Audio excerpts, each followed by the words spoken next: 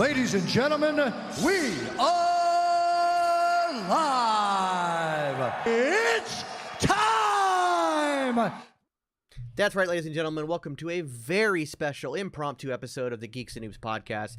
As, of course, we normally run Thursday nights, 8 p.m. Eastern, but tonight we're running because last night we got just an absolute insane trailer that we have to talk about right away. First and foremost, welcome to the Twitch channel or the YouTube or the Facebook. If you are on Twitch, please hit that follow button. If you're feeling ever so generous, please subscribe. It helps grow the channel. You can always use an Amazon Prime subscription, make Jeffrey Bezos paid for it, stick it to a billionaire. It'll make you feel better about yourself and help us grow. If you're on YouTube, hit that follow button, hit that like button. That's very important. And hit the notification bell so you know every time we go live. If you're on Facebook, hit that thumbs up button, share it with all your friends, and get it out there.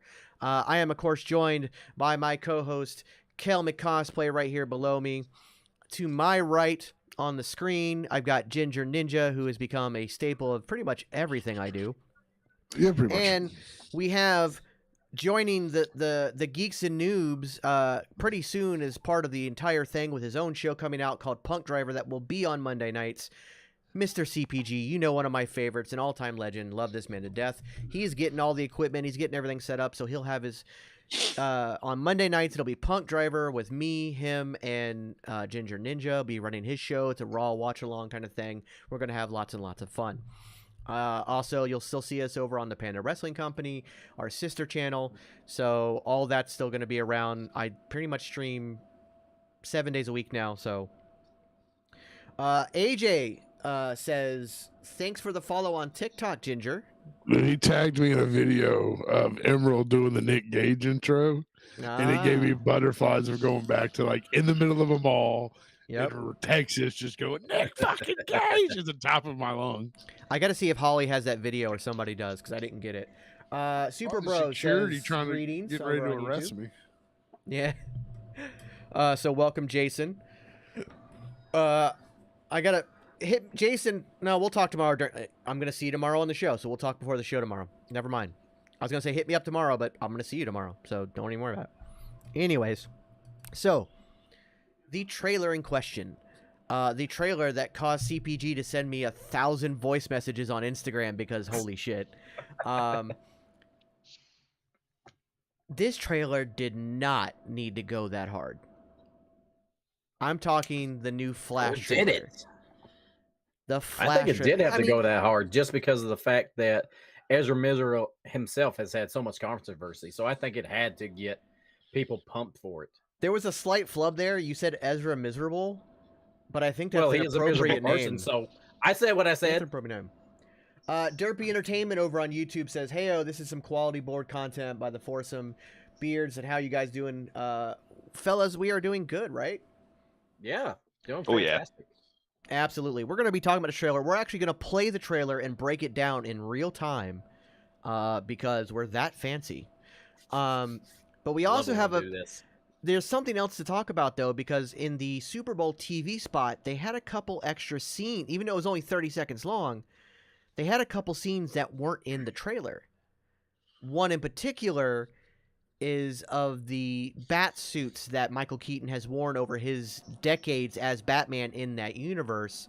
So after we do this, we will take that image up and we will also break that down as well. I got a nice HD quality picture of that, so we'll do that. AJ says, I love the Tubi commercial last night. That Tubi commercial will haunt me to the day I die. Those rabbits, all I thought of was Donnie Darko. If anybody knows about the movie Donnie Darko, seeing those rabbits kidnap people, it was Donnie Darko all over again. I was like, Jesus. Kind of light on the commercials this year, but the trailers really made up for it, I think. All the trailers, by the way. Like I didn't see one single bad trailer. But what was smart on the movie part, instead of paying for a 3-minute ad, they paid for a 30-second TV spot and then told you to go online and watch it. So instead of paying, I think it was $7 million this year per minute. So instead of paying $21 million for the whole trailer to play, they played a 30-second, $3.5 million clip and then told you to go online and take traffic there. So that was smart. So Derpy we can says make more money from ad revenue. Exactly. They're going to make their money back. Derpy says it's 100% the Flashpoint Paradox adaptation, though. The question is, how will the general audience respond? And we're going to get into that. Because this film is not canon, and us movie junkies and comic book fans know the storyline and what it sets up. The general audience may not know, so it's going to be interesting. And I think we're really going to be breaking that down as we break down this trailer. CPG, before we get started, though, I want to get your just... Because, again, you were just, like... It had you so excited, and I loved it. So let me know... like your thoughts after watching it, just like a quick synopsis before we break it down. Yeah, so like that trailer had no business looking as good as it did. Of course, CGI is still a bit wonky, but like that'll probably already been cleaned up. You know, for a movie that there's been serious doubt in, it didn't need to like look as good as it did. It had no business doing that. I was more hyped for this coming off of that than pretty much any other trailer that they showed last night. So it's a lot, like, and it gave you a lot if you knew where the story came from and what they're gonna do, which we'll get to in when we break everything down. But it was exciting because the expectations for this were slim to none, I think, across the board for anybody.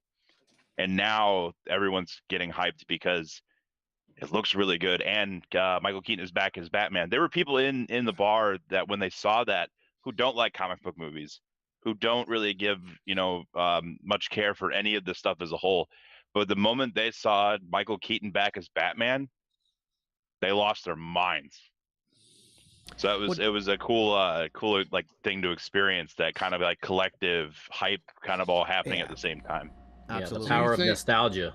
Do you think now that Keaton's back as Batman, some people, every fandom has its, well, Keaton was my Batman, fuck all the rest. Mm-hmm. Do you think those people come back and actually take an interest in the DCU from this point on? Now that they're kind of bringing back the older characters? It's tough to say, because we know that Michael Keaton was originally going to be involved in what was going to happen going forward. He was kind of like, Batman was going to kind of become the Nick Fury for this whole, like, this whole deal, and now that's not happening. Mm-hmm. So with that all kind of going away, I think that once the audience that is coming back for this gets the indication, or gets in the know that he's not going to be on any more major projects, then that's when the interest will drop off again. It could pull some other people back in. It very well might do that. But I do think that once they know this is kind of a one-off now, that's kind of going to be the end of it. Especially, if for whatever reason the movie isn't good. Yeah. Derpy says, I think the best part of this trailer is the tone and editing, but DC's always good at trailers. That's one thing that... remember, there's plenty of movies we see where a trailer is like, oh my god, this looks amazing, and then you see the movie and you're like, oh my god, this is shit. Mm-hmm. And the most recent one I can think of is the second Morbius trailer. The second Morbius trailer went hard, and I was like, oh, this actually looks really good. And then I saw the movie, and it was just dog shit. But what had me worried before this trailer came out, and this trailer kind of like eased a little bit of that worry, every test screening has been positive across the board. Nothing negative has come out of any of these test screenings at all. And so with that, I was like, oh, that feels like they're either purposely hiding the negative stuff and it's not good. Like, because that happens a lot in Hollywood. If there's nothing negative coming out of a test screening, that's usually a bad sign. It's like, wait a minute, how do you... Because they've been screening this movie for over a year. Mm-hmm. For over a year. And every single test screening has been 100% positive. And that's a scary thought. But the fact that James Gunn is so dedicated to this movie, like he says it's the greatest comic book movie he's ever seen, that's saying a lot, from him. And this trailer, to me, like, if the trailer didn't show everything great about the film in the trailer, and it actually, like, lives up to the hype of this trailer, this movie is going to be amazing. Now, are these fans of The Flash or general audiences? Well, I will say, when it comes to test screenings, those get sent out to very random people. And they're usually, 9 times out of 10, not a fan of the genre. They kind of purposely try to find people who don't normally, because a lot of test screenings you have to like join this survey club and like you talk about the movies you like and this and that, and they will purposely send you to movies that you don't normally go see. So there's a good chance that'd that be with my luck, I'd go see like P.S. I Love You shit. Hey, that movie's great. You never besmirched the name of Gerard Butler. Never. Gerard Butler. P.S. I Love You was good. But this is why I don't get invited to test screenings, is because that was Channing Tatum, not Gerard Butler. No, P.S. I Love You is Gerard Butler. You're thinking of another movie. Yeah. Yes. Whatever. Anything. But also, do not besmirch the name of Channing Tatum. Magic Mike, motherfucker. That is the weirdest statement I've ever said. Yes, it is. So we're getting ready to play this trailer, but before we jump into it, right. AJ was also asking, what did you guys think of the Fast 10 trailer? I thought it looked like shit. That was the one trailer I thought looked bad. I mean, it looked I didn't see it. fun. The Fast 10 trailer looked like a popcorn film, but it also cemented the fact that these movies went from kind of underground street racing / theft heist kind of movies to over the top, I'm gonna punch a torpedo out of the water because I'm that strong bullshit. Like they're trying so hard to be Mission Impossible, and they've jumped the shark a long time ago. Me and you don't argue about a lot of things. We're about to argue now.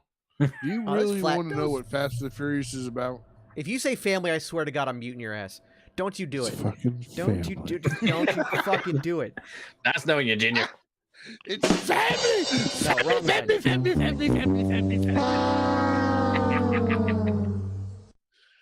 It's all about the family. Derpy, we cannot make that line a sound because I'm the one that controls the soundboard. Oh wait, you might be talking about the Magic Mike's. Oh, that Magic Mike line might be a good one to make. Magic Mike, motherfucker. Anyways, so without further ado, let's go ahead and get to this trailer, and we'll break it down kind of in real time. And yeah, I mean, this thing goes so hard. So let's go. Tell me something. You can go anywhere. Another timeline. Another universe. So why do you want to stay and fight to save this one? Because this is the world where my mom lives. And there it is, right there. Can we just go back to the very beginning where his suit is real quick? Yes, we can go right back there. There you go. Does his neck look fucking weird? He has a giraffe This whole neck in the suit suit. looks weird. Yeah. Okay, I'm just making sure it's not just me. The graphics on this suit, it makes his head look a hell of a lot bigger than his neck. In all fairness, it is the best looking Flash suit we've gotten in the live action film. It's the best looking suit we've got, and it's a direct adaptation of the new 52 suit he got after Flashpoint. But as we saw throughout this, trying to get back to where he said that right there. Oh, let's go. As we saw, so the plot is he goes back in time to stop his mother from being killed, and thus creates an alternate timeline. Flashpoint. The Flashpoint paradox. And that is what the whole premise of the film is. Now, if you don't feel like reading all the comic books, I would highly recommend them because the Flashpoint Paradox is a phenomenal series. Pick up the graphic novel collection of it. It's very, very good. But if you don't like to read, and I get that, there is also the Flashpoint Paradox animated movie, which does, while not an exact adaptation, it does a pretty good job. However, you're going to see a lot of changes in this because, so the Michael Keaton Batman that we heard in the voiceover, it's great hearing his voice again. That is going to be your Thomas Wayne amalgamation from the Flashpoint Paradox. However, this is Bruce Wayne, so he's not this bitter, drunk, murderous doctor who doesn't care about anybody. It's just an older Bruce Wayne. But like CPG, you can dive a little bit more into the Flashpoint Paradox as well. Yeah, so what I got from the trailer, like thus far from just this, is that it looks like, just like in the comic books and in the animated movie, he goes to save his mom and ends up in a different universe. As the trailer goes on, there's things that are different that I think it's the same but different. I think we're getting for this. Mm-hmm. I think that he goes into the Speed Force to go and save his mother. So I don't think that they're going to do the same kind of tried story that they've done on the CW show. This is going to be a little bit different. And I think that instead of him going back in time, he actually winds up in another universe. And I only say that because of the two Barrys, which we'll see later in the trailer. And that in the '89 Batman universe, or at least this version of it, his mother survives, the where she would have died in the main timeline. So I'm thinking that they're shifting things over to kind of they're going to tell the Flashpoint story just in a different way, so that it's not immediately compared to the Flashpoint run of the CW show, Mm-hmm. and it's not just retreading the same ground as the animated film did. Yeah, exactly. I also think it'll be mentioned a little bit later in the trailer, and we'll get to it, but this universe that he's jumped into, instead of it being a time jump, it's more of a multiverse jump. In this particular version, there are no metahumans that are known of. Like, we don't, like he says that, I jumped into a world where there's no metahumans. But they need them because Zod is coming. So it's kind of like it is thing. So fucking cool to see. As a Superman fan, it is so cool to see Zod back. Question is, how will they end the film and set up the DCU? That's a good question. Makes sense. I was gonna say this question before we get to your point. Derpy asked, the question is, how do we end the film? How do they end the film and set up the new DCU? That is something I'd like to discuss when we're done with the trailer, about how they're, because there's been rumors that they've changed the ending so that they can set up the DCU further versus the original ending of continuing the stuff they were working on. So so Cal, go ahead. Yeah, it also makes sense why it would be a multiverse jump, because like you said, this is a world with no metahumans, and in the Batman '89 universe, there were no metahumans in the Tim Burton series, so it does make sense why Keaton is back. Yeah, and not just to be shoved into the film for. You can shove Michael Keaton anywhere you want. That man's amazing. Put him in everything. That's a sound clip right there. Put that man in everything. I still recommend everybody go watch The Founder about McDonald's, because it's such a good movie. It is. I have never seen him just sell milkshake machines. I have never seen a movie where the first half you are rooting for this man. Him. You're like, oh my God, he is the biggest underdog. You are so rooting for this man. He is the biggest protagonist in film history, and then the second half of the film, he becomes the biggest antagonist and villain in cinematic history. And you're like, I hate this man, and I hope he dies. And I knew the Ray Kroc story. It's very, because a lot of it started here in Florida, even though they don't talk about it much in the movie. It's very well known around Florida, the Ray Kroc story and how much of an asshole he was. But in that first half of the movie, you are so rooting for him to win. And then by the second half, you're like, oh, you're a despicable, horrible human being. What great acting on his part. Keaton voices I'm Buttman. Okay. Oh, okay, I got it. And then Gunverse from the Ashes of Snyderverse. Yeah, it's going to be almost like a Phoenix Rising situation here out of this film, which will be interesting. So this might be a question for much later, but are we to assume that this was a universe where Batman Forever and Batman Robin doesn't happen? Probably not info. Actually, I can answer that question very quickly. Long before the Snyderverse even arrived, it was made very clear that the Joel Schumacher films, although they talked about things that happened in the '89 Batman Tim Burton universe, was not connected to the Tim Burton universe. They were their own separate universe. Yes, technically they're sequels, but they're not. They're like adjacent. It's almost like pissed off. And that also explains why Billy D. Williams played Harvey Dent in the first film, but then Tommy Lee Jones played him in the third film in Batman Forever. Yeah, exactly. Let me tell you why I'm pissed off about this. Hang on, I'm gonna bring you full screen. Go ahead. I want my fucking nipple suits. I want my suits with the big ass look like nipples. All right, that was a great thing that came out of them movies, and for them not to have a spot in this new Flash movie is an injustice to every DC fan out there. I need nipples on the bat suit. So, new fetish unlocked for Ginger? Yes. It was Ginger's sexual awakening watching the Joel Schumacher Batman films. Oh my God. I gotta clip that. That's awesome. You know that yes, Fortnite characters don't have nipples either. Well, you know what? Batgirl's suit didn't have nipples. I think she was robbed. Yeah, she was. They should remake the whole movie. Well, there was. I remember when Batman Begins came out and Christian Bale got some award. I think it was like an MTV thing, or it might have been something, nothing like major. And he's like telling the crowd, he's like, "This was incredible. I've always wanted to play this character. It's a great opportunity. Also, thank you to the prop department for getting rid of the fucking bloody like nipples and stuff like that, because like there hasn't been nipples on the bat suit since then." Yeah. You gotta have nipples on the bat suit.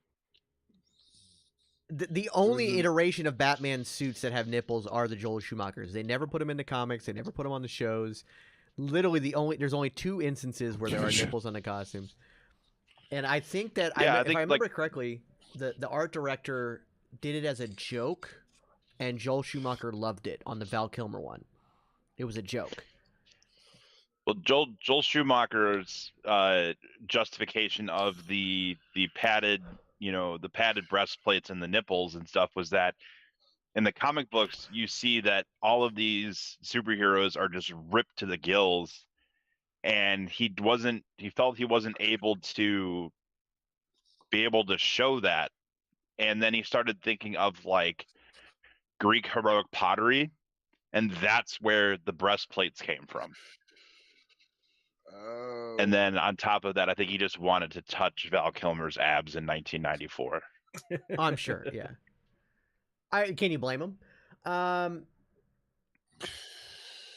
Forever was a degree good, then the abomination that was Batman and Robin was made.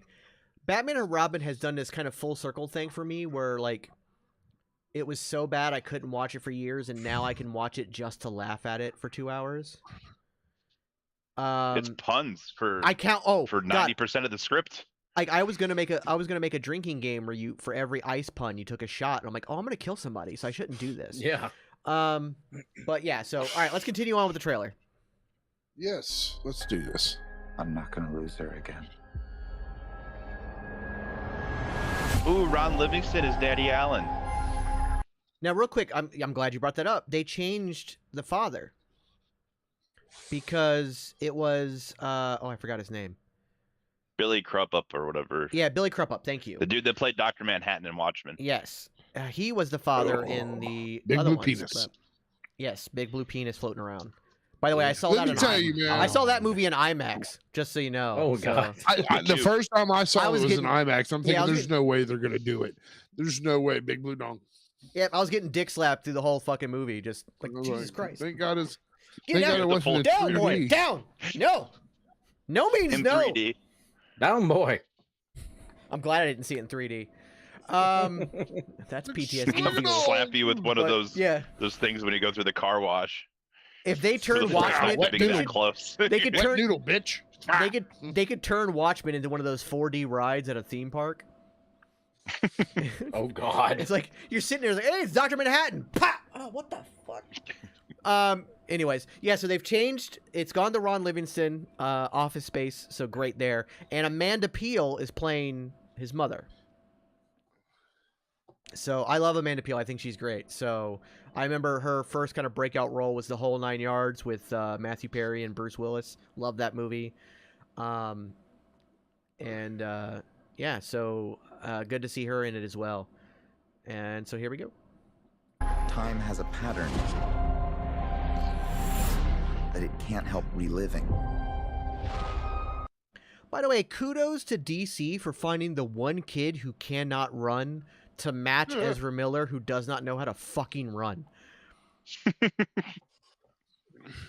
Flash has had the most ridiculous running, and so they're like, all right, we got to make sure we cast a kid that looks like Ezra Miller, but we also need to make sure the kid cannot run to save his life.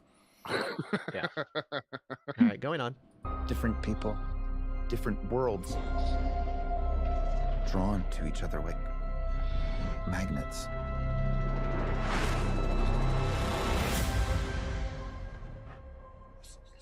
My face. Is it a coincidence that she's wearing yellow? I was about to bring that up. Thank you, Ginger. I was getting ready to pause it and bring that up. Is that a coincidence, or is that I don't think it is. But I don't think so either. No. Somebody broke the trailer down frame by frame and pointed out there are 3 Flashes in this movie. 3. One of them is Red Death. There's concept art of Red Death. So that will be the villain of this one. And it could just be you know how the Speed Force creates those there's death in the Speed Force? Yeah, the Death Racers. Yeah, Death Racers. So it could be more of that kind of style of Red Death, but the concept art, but I think that, and again, speculation, so please take this with a grain of salt, because Barry wants to fix what he has done, it would make it to where this timeline or this universe maybe doesn't exist. Because they mentioned that a couple times in the trailer. There will be no future if we don't fix this. But that means that this new Barry will lose his mother.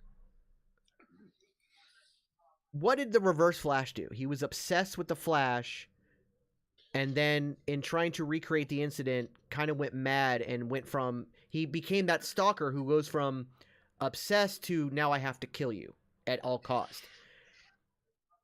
This new Barry Allen could become Reverse Flash, and the fact that he's always in yellow in street clothes, and his headphones kind of have a bit of a Flash kind of esque look to them, but they're yellow, to me tells me that this second Barry Allen will become this Flash's, or at least the original plan was. We don't know what James Gunn is going to do, but the original plan was to make this Barry Allen the Reverse Flash instead of it being Eobard Thawne. That's actually a really good take. I remember hearing the first things about that, the possibility of this second Barry becoming the Reverse Flash, because if they were going the timeline route instead of the multiverse needed to be corrected, his mother was going to have to die, and that would drive him to become Reverse Flash and be the nemesis for the Flash that we know. The Red Death stuff is new. I have not heard that. The only thing I knew from Red Death is that they were doing Red Death in the CW show. Yeah, if I can find the exact frame, I'll try to pause it to show you where the 3 Flashes are. But somebody did it on TikTok. Granted, the content creator is a complete and utter dickhead, and I don't like him, and he's one of those clickbait assholes. But I was like, shit, he made a good point. I hate when that happens. But he pointed that out, and again, I've seen the concept art from like almost a year ago of this, and it's a very weird. So imagine the Flash, but every lightning bolt is black, and they branch off the suit like twigs, like they're coming off the suit like twigs. It's very weird looking. Maybe the New 52 Professor Zoom, or the Reverse Flash they had, the one that was going after Wallace. Yeah, that could be. That could be. All right. By the way, in case you didn't realize, this movie comes out June 16th. Just so you know, it's right there. Here we go. If you were to go into the past, you have no idea what the consequences can be. Bruce. Okay. 2 things. That ring's badass. Yes, I want that. I've always loved the Flash ring, but that particular style of it opening that way, for the love of God, some merch maker make that. Please, please, please. I want that. Also, here we see how the second Barry gets his powers as the original Barry. Because remember, if you did read Flashpoint, he has no powers in this universe. Timeline or universe, however you want to look at it. So he has to recreate the whole thing to get his powers back. Now, it's a much more brutal scene in both the animated movie and in the comic books. It's insanely brutal. Yeah. And it doesn't work the first time, and it's gross. But in this one, this was a way to make both Barrys get the powers, almost like how Wally got his powers, because in the original comics, when Wally got his powers, it was literally the exact same thing that happened. He happened to be in the lab on a stormy night, and the same chemicals were on the thing, and boom. So this was a good way to like tie in all those kind of origins into one new telling. It also shows us Barry's actual origin without ever having to go back and do an origin story, because you're kind of getting to relive it. So I thought that was pretty cool. How many times does Barry's mom have to die? It's starting to be Uncle Ben. Every time. Oh, she is. something that She's doesn't get talked neat. about enough. She is one of the original Fridges. Martha Wayne and Barry Allen's mom, which I cannot remember her name to save my life. I know it's Allen, but I don't know what her first name is. They are some Nora, of the. I think. I think you're right, Enora. They are two of the original Phrygian characters. Phrygian is a concept in comic books. The term came out of a Green Lantern episode with Kyle Reiner. They introduced his girlfriend, and then an issue later, she's dead and stuffed inside his fridge, solely to motivate him to go after a villain. Yeah. Martha Wayne solely to motivate Batman's existence. Barry Allen's mom solely to ignite his existence, etc. Now, in this scene that we're about to watch, and we're going to see his face, this is the Ben Affleck Batman talking to him. So this is probably taking place before he runs back to save his mother. I could fix things. You could also destroy everything. So brand new Dunkin' Donuts employee, Ben Affleck. But yeah, so this is obviously taking place before that happened. This can't be happening. I completely broke the universe. There it is. Because he's now Wearing in a yellow. world... Yeah, he's wearing yellow. But now that we're in a universe with no metahumans, Zod coming to Earth has no competition. Has nobody to stop him. It's a done deal pretty much. And nobody's ready for it. So they're like, even though if you remember Man of Steel, it was a huge surprise for a lot of people, like, oh my god, there's aliens. There were still a lot of people who had like the stories of this man saving an oil rig by holding the entire oil rig up, and there were stories of this man that could be an alien out there. That doesn't exist now. Because, as he says it, I completely broke the universe. And So I think in here we're going to see this, because I have a feeling that Marvel is about to do something very similar. Coach Ron, how's it going? Although they're going to do it over the course of several movies rather than, or as a fallout of a movie over several movies rather than just being in a self-contained story like this one's going to be. But when he says I broke the universe, he's realizing that he has not time traveled. He has gone to another universe. So the introduction of DC's multiverse will be this movie, which we knew was coming as soon as the multiverse concept was, pretty much, we knew it was coming for Marvel. DC very quickly, we have a multiverse too.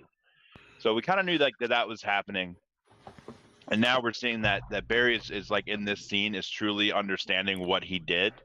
If this is the reverse Flash Barry, if that's what's happening, this is where he starts to figure out that, oh my God, if we have to put this back together, then we have to kill my mom. Mm-hmm. In the leaks that came out for the Flash earlier last year, all of that got talked about, and all of that one has inklings of truth in it. Because at that point, Cyborg was supposed to be in the movie at this point, and so was Cavill in some capacity. But I don't think that since Cavill exited and Ray Fisher exited, there wasn't like they had to course correct here. And I think that's where if there is this third Flash, that's why I want to see that so bad, so that because I think that's the character that they have kind of put in the place of somebody else. And then once the Kryptonian problem happens, they have found a way to basically give you one of the better sub-stories within Flashpoint. And I think that this is going to be one of those rare instances where the movie does it better than the books do. But we'll see that when we get to it. Yeah, I agree 100%. So let's move forward here. Zod, we've been waiting for. Fucking Michael Shannon is back, baby. Hell yeah. Dude, he walked up on screen and I was like, there's no chance. I fucking love this man. Now, one of the rumors is that Kara, the Supergirl that we're getting in this film, is actually his daughter. I don't know. Again, huge grain of salt, Mount Everest size grain of salt, because she in any other adaptation is not. But the fact that they're doing the black hair version of her and they're doing that version, like, it could be his daughter. So keep that in mind. But yes, Michael Shannon for the win. Love that dude. Also, if you ever haven't seen it yet, that's not a sentence. If you haven't seen it yet, go watch The Night Before. It is one of the funniest Christmas movies ever. It's with Joseph Gordon-Levitt, Seth Rogen, and Anthony Mackie. And Michael Shannon plays their high school weed dealer and turns out to be one of Santa's kids. It's awesome. All right. I created a world with no metahumans. Okay, I'm going to stop it right there. So there were some people saying, oh my God, that's Henry Cavill. It's not. This is Kara Zor-El. So in the Flashpoint series, comic book series and the movie, instead of landing in Smallville, so I'm going to explain it from the comic book and movie side first. When Barry went back in time and saved his mother's life, it created a ripple through time and changed things in both the past and the present and the future. It was a ripple effect. What it did in the past is it stopped Joe Chill, instead of killing Martha and Thomas Wayne, he only shot Bruce Wayne, making Thomas a jilted, angry man and making Martha Wayne the Joker. In Superman's case, instead of landing in Smallville, where the Kents found him and raised him, his ship landed directly in Metropolis and the government scooped him up immediately. They then proceeded to spend 30 years testing on him and learning about him, but keeping him in a Red Sun room. So this emaciated character we see here is a Kara Zor-El, Supergirl, kept in that same kind of, although I don't know why it's not a red room, but kept in that kind of away from the sun kind of thing. So it's going to be, I love the juxtaposition of putting her in there instead of Superman in this thing. I'm happy to get, like, because if you ever saw the 80s Supergirl film, oh boy, it's rough. To say the least. Be kind, yeah. Yeah, and then the CW Supergirl show was, I mean, it was all right. I mean, it was there. I think we're finally going to get a solid, and this could, now, depending on how she's received in this film, we may see her cast in that future Supergirl film that James Gunn is doing, or they may go just like this may be the end of it, and it's going to be a one-off for her. We'll see how it goes. But yeah, like he just said, he created a universe with no metahumans. So Batman's kind of like the only thing around, and how's he supposed to go up against a whole army of Kryptonians? He's not. Now there's no one to defend us. Want some help? Ooh, wait. Yes, sir. So the important thing with the metahumans thing is that Superman is not a metahuman. No, Right. Not technically. So him trying to find this version of Kara, if they go if that's who it is that they know something happened. Bruce will probably know something happened, not have, never been able to get the access for it or how, whatever. Mm-hmm. Trying to branch together people who aren't metahumans it leaked earlier last year. And that's where you were going to get Supergirl, Superman, and Cyborg, because Cyborg is also not a metahuman. And they were going to kind of see this hodgepodge, like kind of Justice League of people who, without the, who basically didn't have the metahuman, whether they decided to go the route like the metahuman gene, which they've done in the past, or they were having the accident that makes you a metahuman like the Flash did. The particle accelerator explosion did its kind of thing in the CW show. Yeah. So it's the reason why she's here, despite him saying that there's no metahumans, because she's not. It's going to confuse some people. Well, That's why we bring you on the show to break it down. But also, I think what happens is, I think in the DC, the word metahuman got kind of bastardized a little bit, because when they talked about it in Justice League, especially in the Snyder Cut, anybody with abilities was a metahuman, and Batman even fell into that because of him just being a superhero, even though he was just a human. Like, they kind of bastardized the term metahuman in the DCEU, the DCEU.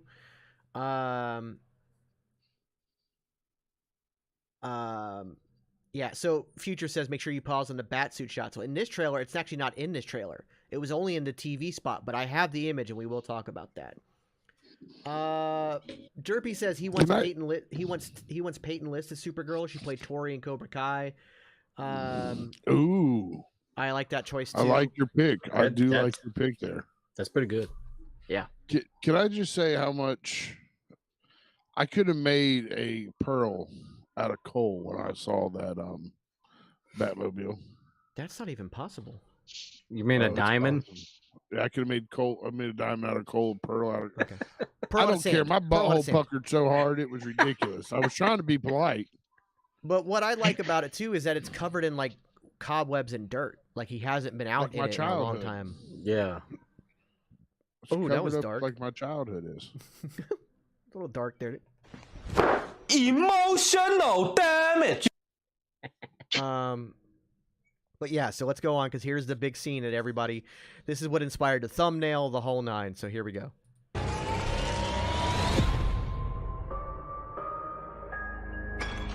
Oh. You are? Yeah. I'm Batman. Most Yeah. iconic line. So before I get to what I'm about to talk about in this coming up scene, there it is, ladies and gentlemen. Michael Keaton is back as Batman, and Batman. that suit looks amazing. It's a great modern interpretation of the '89 and the Batman Returns suits. Yeah. Batman. It also looks like he can fucking turn his head in it. I am a little disappointed that we don't have the bright yellow belt back. Yes. Yeah, I was a little sad about that. But it allowed because I nipples. think what it does. I think yes, your nipples. He wants to milk Batman so bad. He does. But I think that the reason they've gone away from the yellow belt is because this is an older and thus darker Batman. And also, like you can see, the Batmobile was covered in cobwebs and dirt and shit. It hasn't been moved in like a decade. He's given up. So this new one is kind of, again, he's in. Maybe he still worked in the shadows because obviously this universe's Barry Allen knew who he was. At least knew of the legend enough to faint like a little bitch. That makes sense. Yeah. So like, I think that was why they made the choice to not go yellow belt. But they still have the iconic yellow chest plate, which, by the way, when I bring up the picture, every suit has that yellow, and I love that. And but yeah, now here's something that's going to be amazing. Something we've never seen before is the Michael Keaton Batman kicking a whole lot of ass.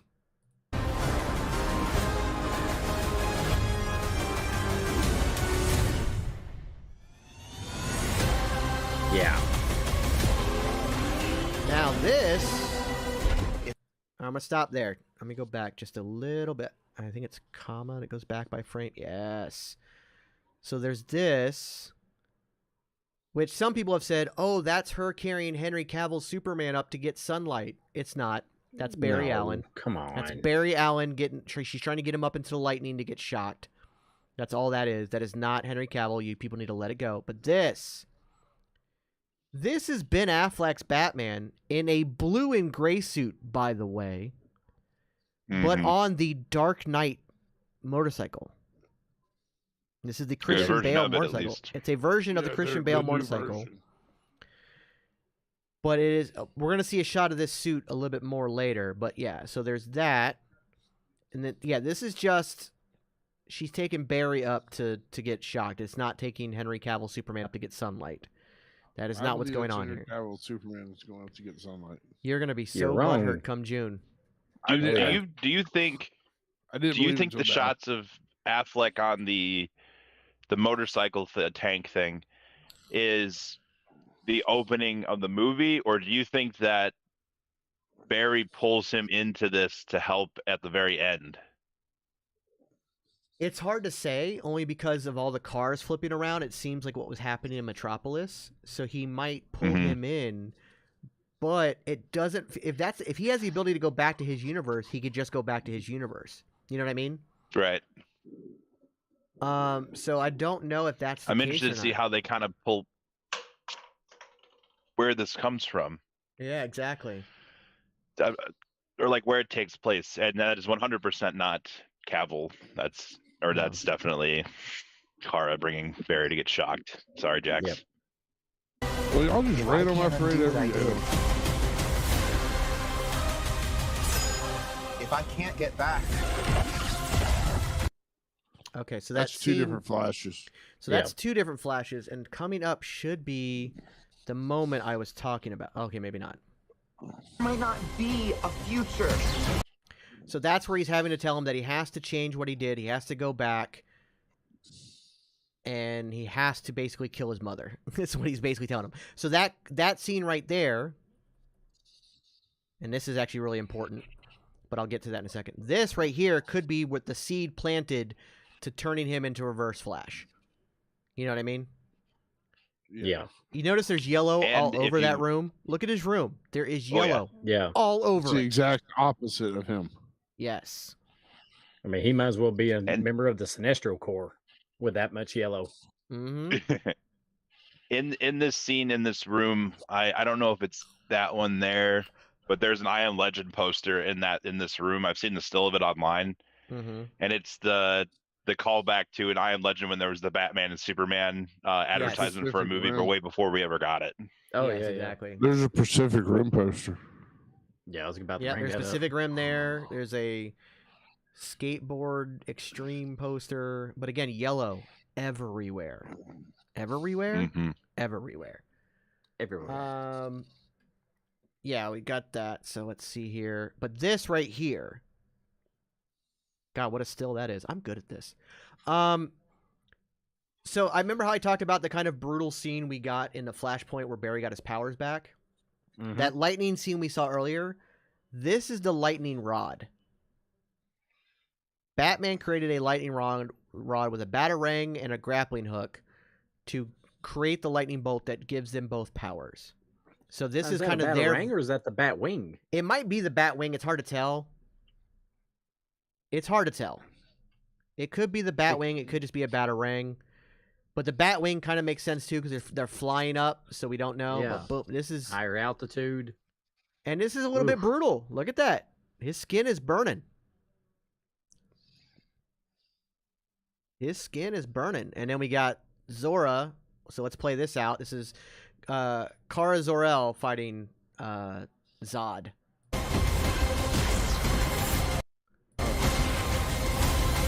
Oh. Ooh, yep. And I want to bring Oh, up no, why'd you go one back so far? thing. No. What did you Stop it. do? Oh, I'm hitting the wrong buttons. That's why. So right here is where Hold that on, I third have to- flash... Okay, third flash is. So in the tornado is one flash. The tornado is one flash. That's Barry Allen spinning. The one in the air with the blue lightning is the new Barry Allen with the modified bat suit into a flash suit. This one standing here that's about to get drop kicked is the third one. He's getting drop kicked into the tornado. See the yellow boots? I'm pointing like you can see where my finger is on the screen. Yeah. This is the Use your third mouse. flash. It doesn't show up for some reason. Yeah, it does. Can you see it? I see it right now. You see it? Okay, cool. Yep. Yellow boots. So the red lightning is a spinning Barry Allen. The blue lightning one is the new Barry Allen with the Batman suit. This is the Red Death or the Death Riders or whatever they are in the Speed Force. And he's getting kicked into the tornado so that Barry can take it out. Nice drop kick. Barry's lightning in the DCEU it was blue though, not yellow in the Snyder movies. Was it? Because I know in this one it's red. He's got the red and yellow lightning in this. Yeah, I'm wondering if when he But- makes the jump, he gains that due to the Speed Force. I'm not sure, but I know that because I remember that was like a big gripe I had with the Snyder stuff. I was like, why is it blue? Yeah. It doesn't need to be blue. Well, don't forget he has no powers here, and he's regaining his power, so it could be that he's tapping into a Yeah. different part of the Speed Force. But if you see here, this is a different Flash. Whoa. Hey, don't do that.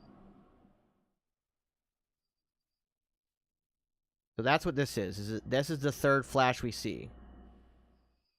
And that could either be that Red Death, or what it could be is a future version of this Barry Allen as the Reverse Flash. So that's a possibility definitely possible. as well. I want to go back a little bit further to this. Ben Affleck in a yellow and blue bat suit with a yellow belt. It's still kind of armored up and everything, but damn. Yeah. Yeah, Nice. It looks so good. And it's got like flaps on the chest. Look at the chest. Look at me. It may not have nipples, but he's got chest flaps there. You know what that makes you want to do? Milk his nipples. So we get in Texas. But we also got. God. It's my most popular TikTok, and I didn't even post it. Again, we've got very, very angry Kara Zor-El, so we're going to get a very different version there as well. All right, so let's play. What's the play? Batman, what do we do? We try not to die. This is huge. Going back to what we talked about before. Yeah, Wolverine. What? Wolverine. This is a This is, again, they went and found her in the government facility where she was being held captive. She got out. The sun rejuvenated her, and now she's here to get revenge. And boy, does she just watch how she just murders everyone. Everyone? Everyone.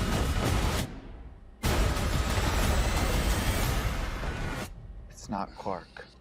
My name is Kara. I'm Barry. We're Barry. So yeah, it's not Clark. So he's very confused. But also, because not raised by the Kents, not raised with a moral compass, raised inside of basically a lab, tested on, treated like shit. So she ain't got no qualms of killing. Hold on, though. Does that mean that he went to 2 different universes? Because at the beginning of the trailer, he certainly said that there's no metahumans here. And by the end of the trailer, remember, Kryptonians aren't metahumans. But here, let me explain. Kryptonians are their own separate thing. In an actual definition of the word, in the DC Snyderverse, metahumans equal Kryptonians. Like they lumped them all in. If you had powers, you were a metahuman. They bastardized the word in that movie. Yeah. That being said, the government hid her away for 30 years. Or however long she's been down there, because she doesn't look 30 years old. So, as far as the world knew, there were no metahumans in this universe. Until all of a sudden Zod shows up and there's an alien for the first time ever. The only hero that was known to the public of any kind of stature was Batman. So, it's not that he's in a different universe, a third universe. He's in the same universe that he's in the Batman 89-esque universe, but the government hid her away. So nobody had any idea that she existed. So as of now, there may be other metahumans as well. There may be a Cyborg, there may be a Wonder Woman, there may be Aquaman, but they keep themselves hidden. Nobody knows they exist. So that's what that means.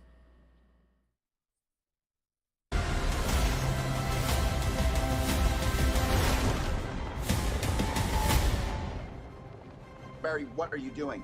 Our kids are gonna want to see this.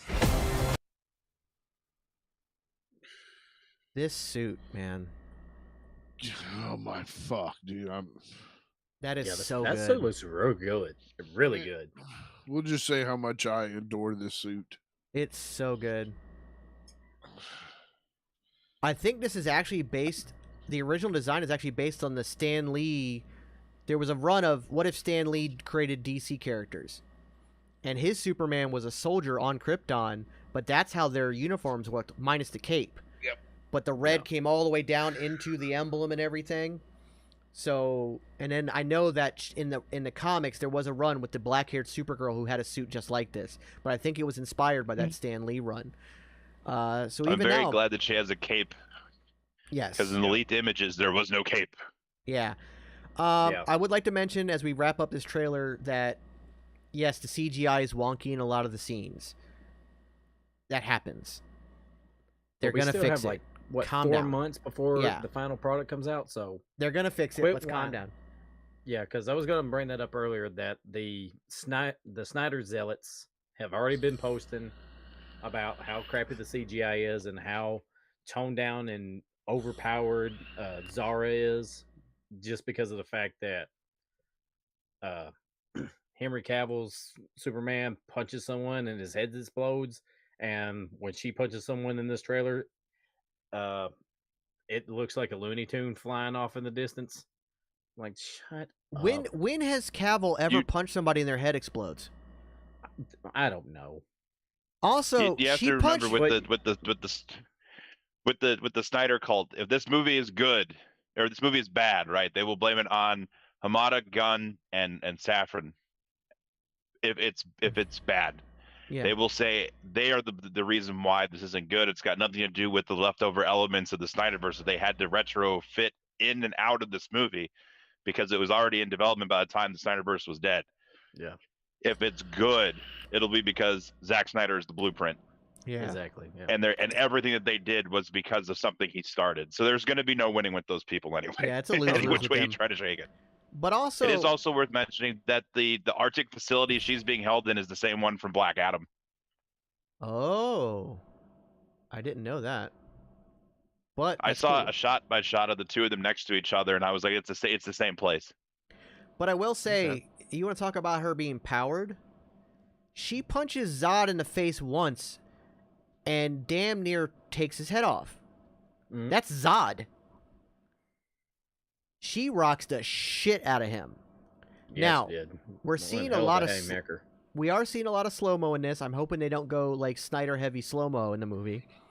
Yeah, that's another thing that I was going to bring up. Because I understand with a Flash movie you kind of have to because of all the Speed Force and everything, but at the same time, let's not go too far with it. Less is more, DC. Less is more. All right, let's finish it up.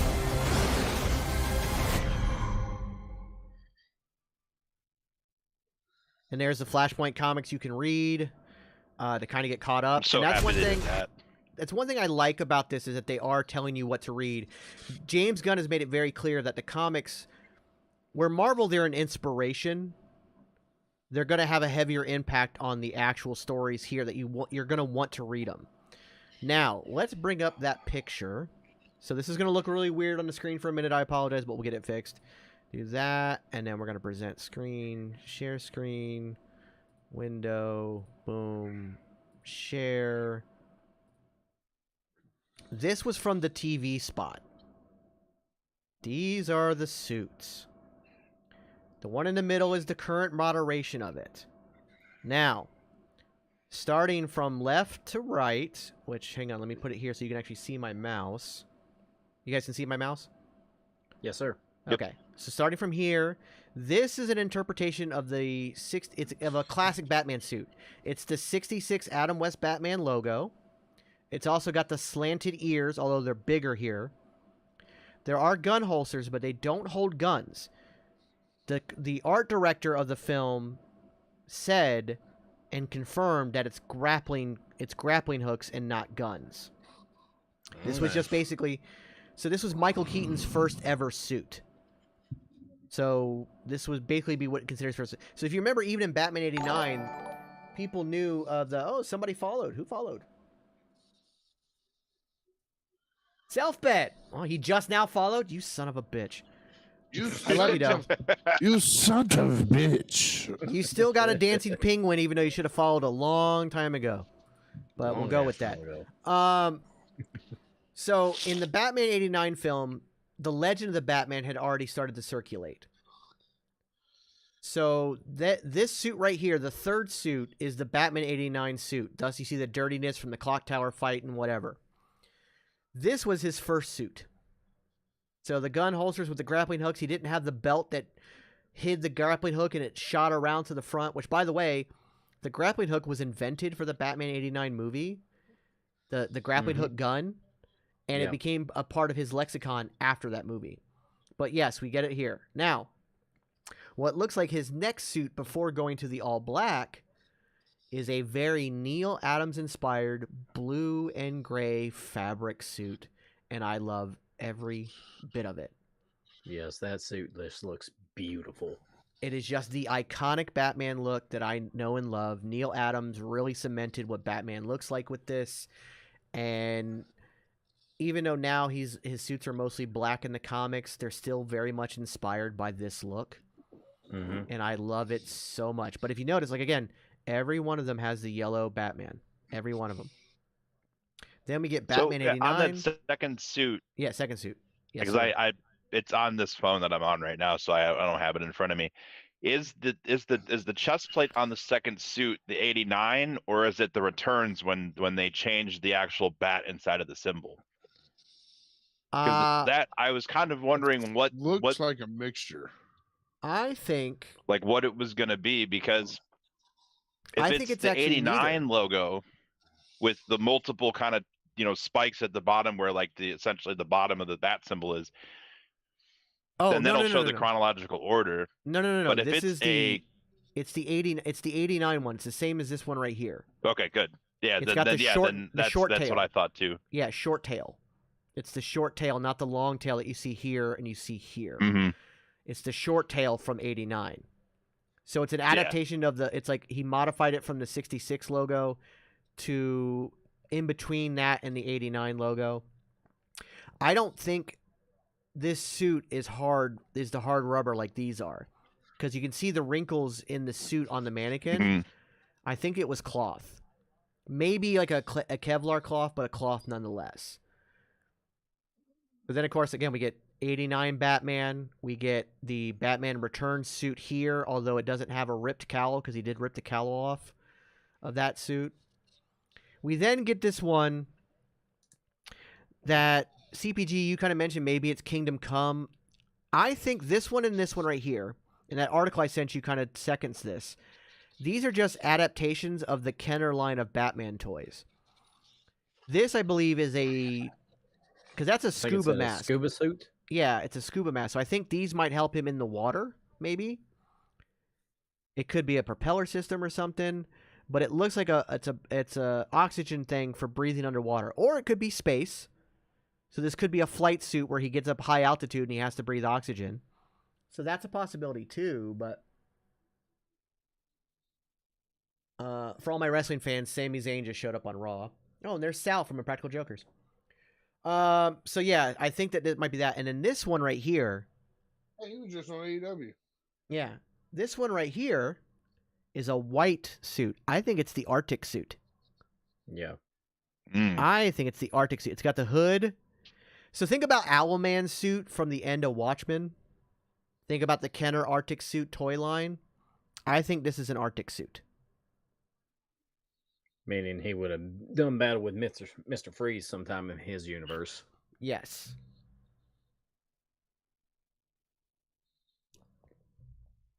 So this is so far the best, clearest picture I can get. But these suits all look amazing. I like how this is a good amalgamation and modernization of the 89 and the 91. Yeah. Suits. I mean, the suit looks great. Yeah. It looks phenomenal. I think they're able to really kind of branch everything together. It looks like natural progression to where he is now, and then the specialized suits, that he has on display there. There's in the Super Bowl ad, and you only see a snippet of it in the trailer that came out afterwards. There is a older person in a gray sweater with long hair, almost like Alan Moore from behind. That's Bruce Wayne in this universe when he shows up. Yeah, he's got long hair. Yeah. Yeah. I think. Well, I would say think of it like in the Dark Knight Rises, where he's kind of retired. So before he puts the suit on. Yeah, no, it's long. Like. Yeah, he'll cut his hair and then put the suit on. Like this is him in a robe. This is him with a cane. This is him kind of giving up.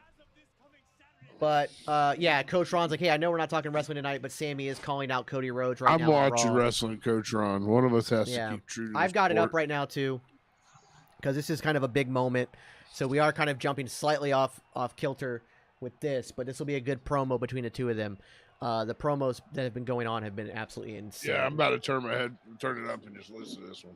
Yeah, so we're gonna give it a minute, but yeah, I think that Batman's gonna be amazing in this. We're gonna see a full arc with Michael Keaton's Batman for sure. Yeah, I hope so. I'm gonna turn my sound up because I know like you guys might be able to hear it on the stream. Let me run this little possibility by you, Bo, since we watched the trailer again. What if that the Red Flash that gets dropkick is the second Barry, because his suit is also red? I think it might be a future Barry, yeah. No, I'm not talking about the future Barry. I'm talking about the long hair Barry that has been. That's what I mean. Trailer film. A future version of the long-haired Barry. See, I don't think so. I think he the might guy be... who becomes the evil one, because the version we get with the modified bat suit is the wide-eyed I just got my powers version. The future version is the one where you killed my mother to fix the timeline, and now I'm coming back to get you, and I'm going to stop you from doing it. So he's come back to stop him from ending it. Because they still talk about time travel, not just universe jumping in this trailer. Yeah. So that's my... I mean, that's just a theory, though. Yeah, I mean, this is all just theory. My personal opinion, I think, I think long hair Barry is going to turn during the fight, saying, "No, I don't want you to do this." And then he just dropkicked himself then? I'm sure. He dropkicks himself? Because he's the one throwing the dropkick. Yeah, but I don't know, because I don't know who that third Barry is. I think it's future. It's future long hair Barry, an angry. You killed my mother to fix the timeline. I'm coming back to stop you before you do. I don't know. Well, we'll just see. I mean, you got your theory. I got mine. We'll see who's right later. Yeah, I just think it'd be weird to be kicking current self. Like it doesn't. That's what I don't get. Yeah, but that's what I'm saying. I think that the blue black suit Barry is someone completely different.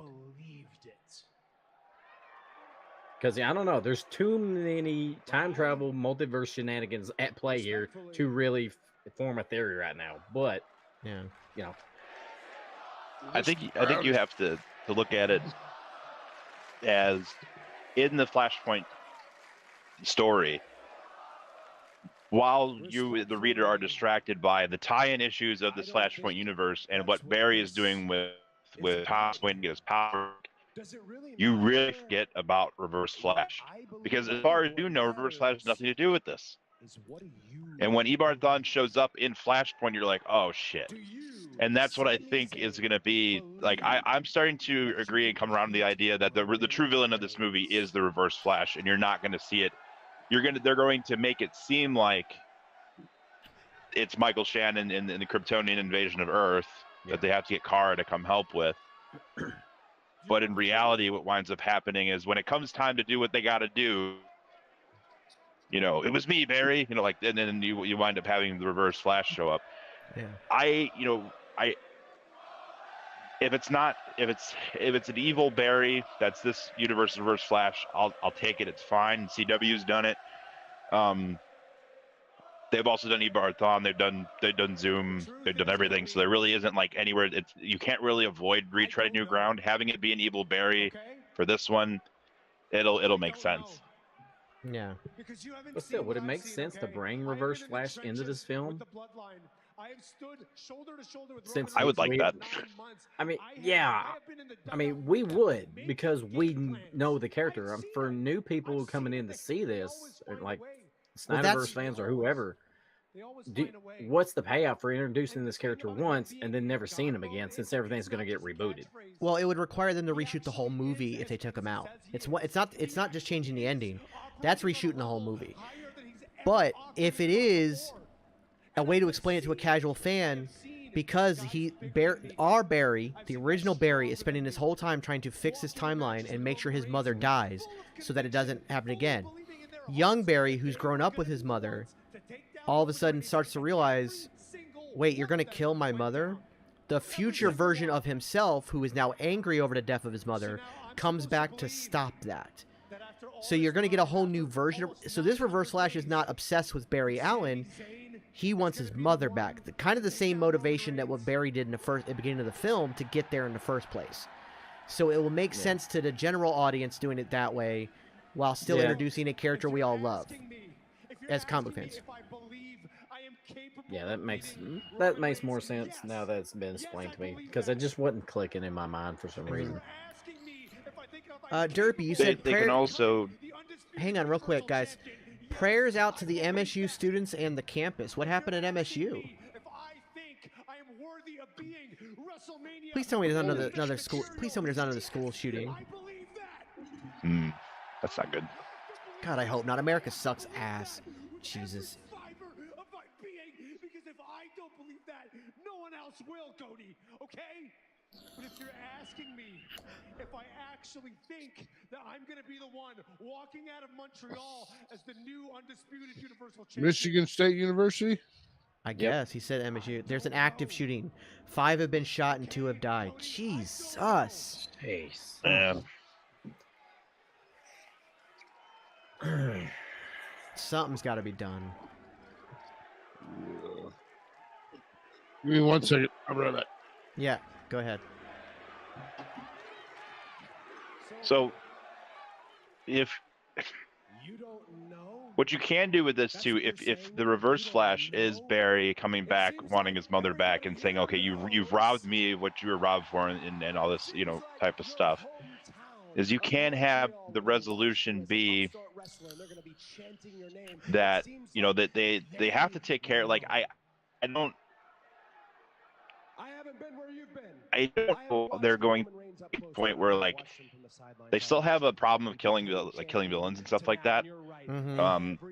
And the DC cinematic universe villains for up to this point, with the exception of Zod, have been very throwaway. Mm-hmm. Like look at the first Suicide Squad. Look at Black Adam. They're throwaway villains. Even in Shazam, it was nothing really memorable. Yeah. This is an opportunity to have something be memorable and reoccurring. If you're going to make future Flash films with Ezra Miller, that being the big question. If the movie is financially successful, I bet they will say that Ezra Miller has been in 110% involved and committed to his recovery, and we'll have him back, golf clap, and that'll be that. If the movie doesn't do well, and that's it. He's done, and they'll move on and they'll do something else, and it'll spin out of this as to segue into whatever's next is coming for James Gunn. Stopping this version of Reverse Flash or coming to a compromise of sorts is what's going to directly result in this new universe. Yeah, I think that they might kill off the future Barry in this story. That might be because they've talked about, there's the rumors that they're changing the ending of the film so that it does lead to a new universe. So instead of having this villain, it's going to be around because they want to go in a new direction. And I believe that part of shooting this ending is to basically give a definitive end to the Flash as a whole for now, because of they don't know the situation with Ezra Miller. Plus, like you said, I think they are waiting on box office numbers. So you're probably right. The Reverse Flash will end up being another throwaway villain, and will probably get killed in this film. But I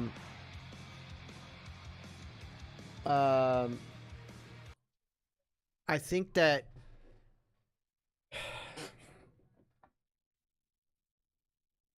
they're in such a predicament, and they're going to use this movie to reset and start the new universe. And you've got so many projects already set up by Gunn, and it's only part 1 of his chapter 1 that's been announced. So there's more to come in chapter 1. That it'll be cool to see Reverse Flash. We'll get a different interpretation of him, and they could kill him, but not kill him, because the young Barry will still live in some way. Like, the only way, like, you'd have to go to the CW route where Eobard Thawne kills himself in the past, or like the Thawne of the present kills himself so that he never has a grandson who has a grandson who has a grandson who leads to the 30th century Eobard Thawne. If they leave young Barry with long hair alive, they leave him alive, there's always a chance of revisiting that Reverse Flash. Even though they might have killed the one version of him, the future version that came back, there's always a chance to revisit that, because, again, how far in the future did he come from? Right. They've got long plans. So it's a character that, again, that, yes, they can kill him off in this film, but he's not necessarily gone. I mean, hell, they killed off Zod. Yet this is going to be technically our 3rd iteration of Zod, because in Batman v Superman we had dead Zod turned into that thing. Yeah. Which, while Lex Luthor called him Doomsday in the movie, Snyder confirmed it wasn't actually Doomsday. I'm like, well, then what the fuck was it? Yeah. Like that. Because he went through Doomsday's arc, so you went, yeah. Like you also like you made it like every time he got hit, more bones. Like he evolved. Like you, what are you talking about? What are you talking about? I think that was backpedaling on Snyder's part, but absolutely it was. And so now we're getting Zod once again. Granted, it's technically the same Zod, just a different universe, and I'm sure he'll get killed. Kara's probably going to kill him, and she won't hesitate. Like, she's just going to kill him. Because this is a very jaded Supergirl who's been locked in a damn prison all her life since coming to Earth. Mm-hmm. So she don't care. But, well, they're officially making... It looks like they're making the Kana version of Asuka truly a heel because she'll be partnered up with heels on Raw.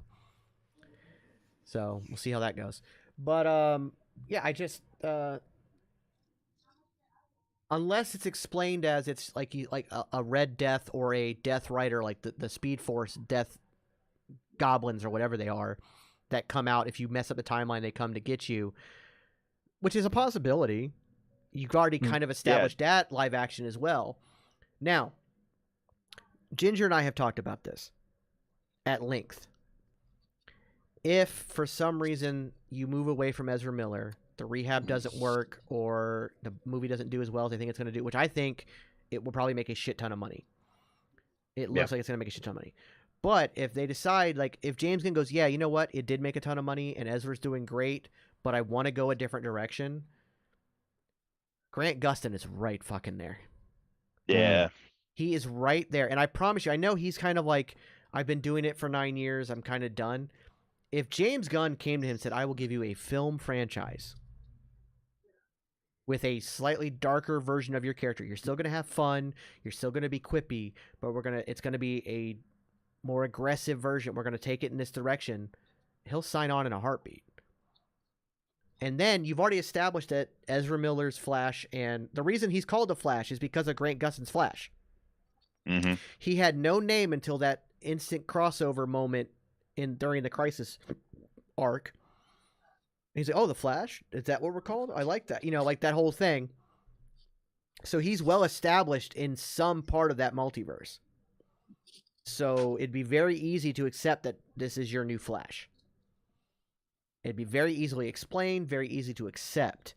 And you don't have to rely on the history of the CW shows. Because again, he's just a variant.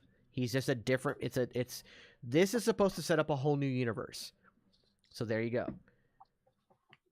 So if they don't bring, which I'm going to be honest, I really think Ezra Miller is probably going to stick around. The fact that they have done nothing but praise their time in rehab, and they're doing great, and they're doing everything they're supposed to be doing. Like, it's just been praise for Ezra Miller from Saffron especially. It just feels like they're basically setting the foundation of bringing him back. That's a problem.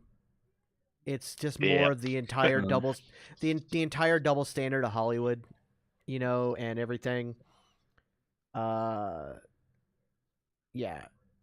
I don't know. And I mean, I think maybe Gunn partially, because he was a victim of it. Decades-old tweets getting sent out by some alt-right person who hates his left-leaning politics, decides to dig up old tweets and get him fired from Disney, even though he already apologized for those tweets. And he was just fired, and so he might feel sorry for him, maybe. I don't know. I'm concerned. But at the same time, I will admit, while the young, long-haired Barry seems more like the Barry we got in the Snyderverse, this new version of Barry, of the Snyderverse Barry, the new one, the one that's the main crux of the movie, I like the attitude he's got. I like the way he's carrying himself now. He's more established, it seems. He's not wearing derby. He was wearing a suit with Ben Affleck in that scene. Like, he's grown up. Like, he must be like an established superhero at this point. So I like that. I like that. And and again, before all the controversy with Ezra Miller, I always thought he was a fine actor. I never thought of him as Barry Allen. I thought that was a weird choice. But all his other stuff he's done, it's pretty good. Like, he's a good actor. So I don't know. We'll see how it goes. It's hard to say. It's like walking on eggshells on a pond of thin ice. It's just very treacherous. Yeah. I can't think of anything that I've seen Ezra Miller in that isn't Flash related, because I've never seen any like the Fantastic Beasts movies, or I've never seen really anything outside of any of the projects that he's done. I think that the events that they were a part of this past year is very concerning. If I was anybody at DC, I'd be like, what are we going to do with them? If there's another sort of kind of episode, because what they did was insane, and it was months long. Yeah. If they have a good support system and they can, and truly, in from what I were able to read about it, if they stay sober, if they stay in a good mental headspace, then okay, you can kind of start the road to redemption with some of those things. I don't think that they're going to really answer for any of the things that they've done. At least it's shown that way thus far. That's Hollywood for you. Yeah, but I mean, it's a sticky situation. He pled guilty, but it was to get probation. Yeah. And that was just for the theft of alcohol from that one house he broke into in Vermont, which in and of itself, that's again insane. So, and that was probably the least insane thing he did during that time. I mean, are we just gonna gloss over the fact he kidnapped somebody? Mm-hmm. He was grooming a minor. Like, there's some terrible, terrible shit. And I'm just like, how? I don't understand how. I don't know. Like, and I get that rehab works, but that's gonna require like forever therapy. You know what I mean? Like, yeah. Monitoring Rehab only works therapy. if you, the person, want it to work for you. Exactly. Right? If you don't want the help and you don't think you have a problem and all that sort of stuff, it's not going to work for you. You're going to relapse and fall right back into it again. I've had several family members go to rehab and get clean, and then as soon as they get out, they find somebody to give them something. Yep, it's and a mind. Go right back. And I've told Superbeard this. I don't think I've told you all this, and I don't mind it being out in the public. It's my life. It's a story that I'm willing to tell. Okay. I've been clean and sober now off of cocaine for 4 years, but I was for almost 8 years. I'm talking 8 ball a night. I was Motley Crue in my life. I was working in titty bars. I was drink the Jack Daniels, just snort a line, let's go. And unless you have that moment in any addiction where you go, I'm done. Yeah. And I will to this day tell you that I'm a recovering addict, because it's not just after you get out of treatment or after you talk to someone or after you get clean. Dude, that urge is always there. Mm-hmm. You just have to want to be able to put that urge in the back of your, like, could I like go do a whole bunch of cocaine? Yes, I could. Do I want to? No. Good for you, but sir. Is the urge there? Like when I know I can get it? Sometimes, yeah. But it's being the bigger person to get over it. And I don't know if Ezra Miller wants to get over it just yet. Yeah, it's a hodgepodge of a lot of different things. There's mental illness there. There's a little bit of it's like Beard said. It's going to be a lot of therapy. It's going to be a lot of self help. A lot of and accepting the help around you and making you truly realize that you have a problem. I really hope that if they do stick with him, that it is because he has legitimately really taken the treatment and everything. Because in Hollywood especially, if you just stick a detail on him to try and keep him, he'll get around it. And then when he goes bad again, it'll be really bad. Yeah. It'll be worse than what it was. Yeah, exactly. That moment of him relapsing to whatever they want to call it is going to be awful.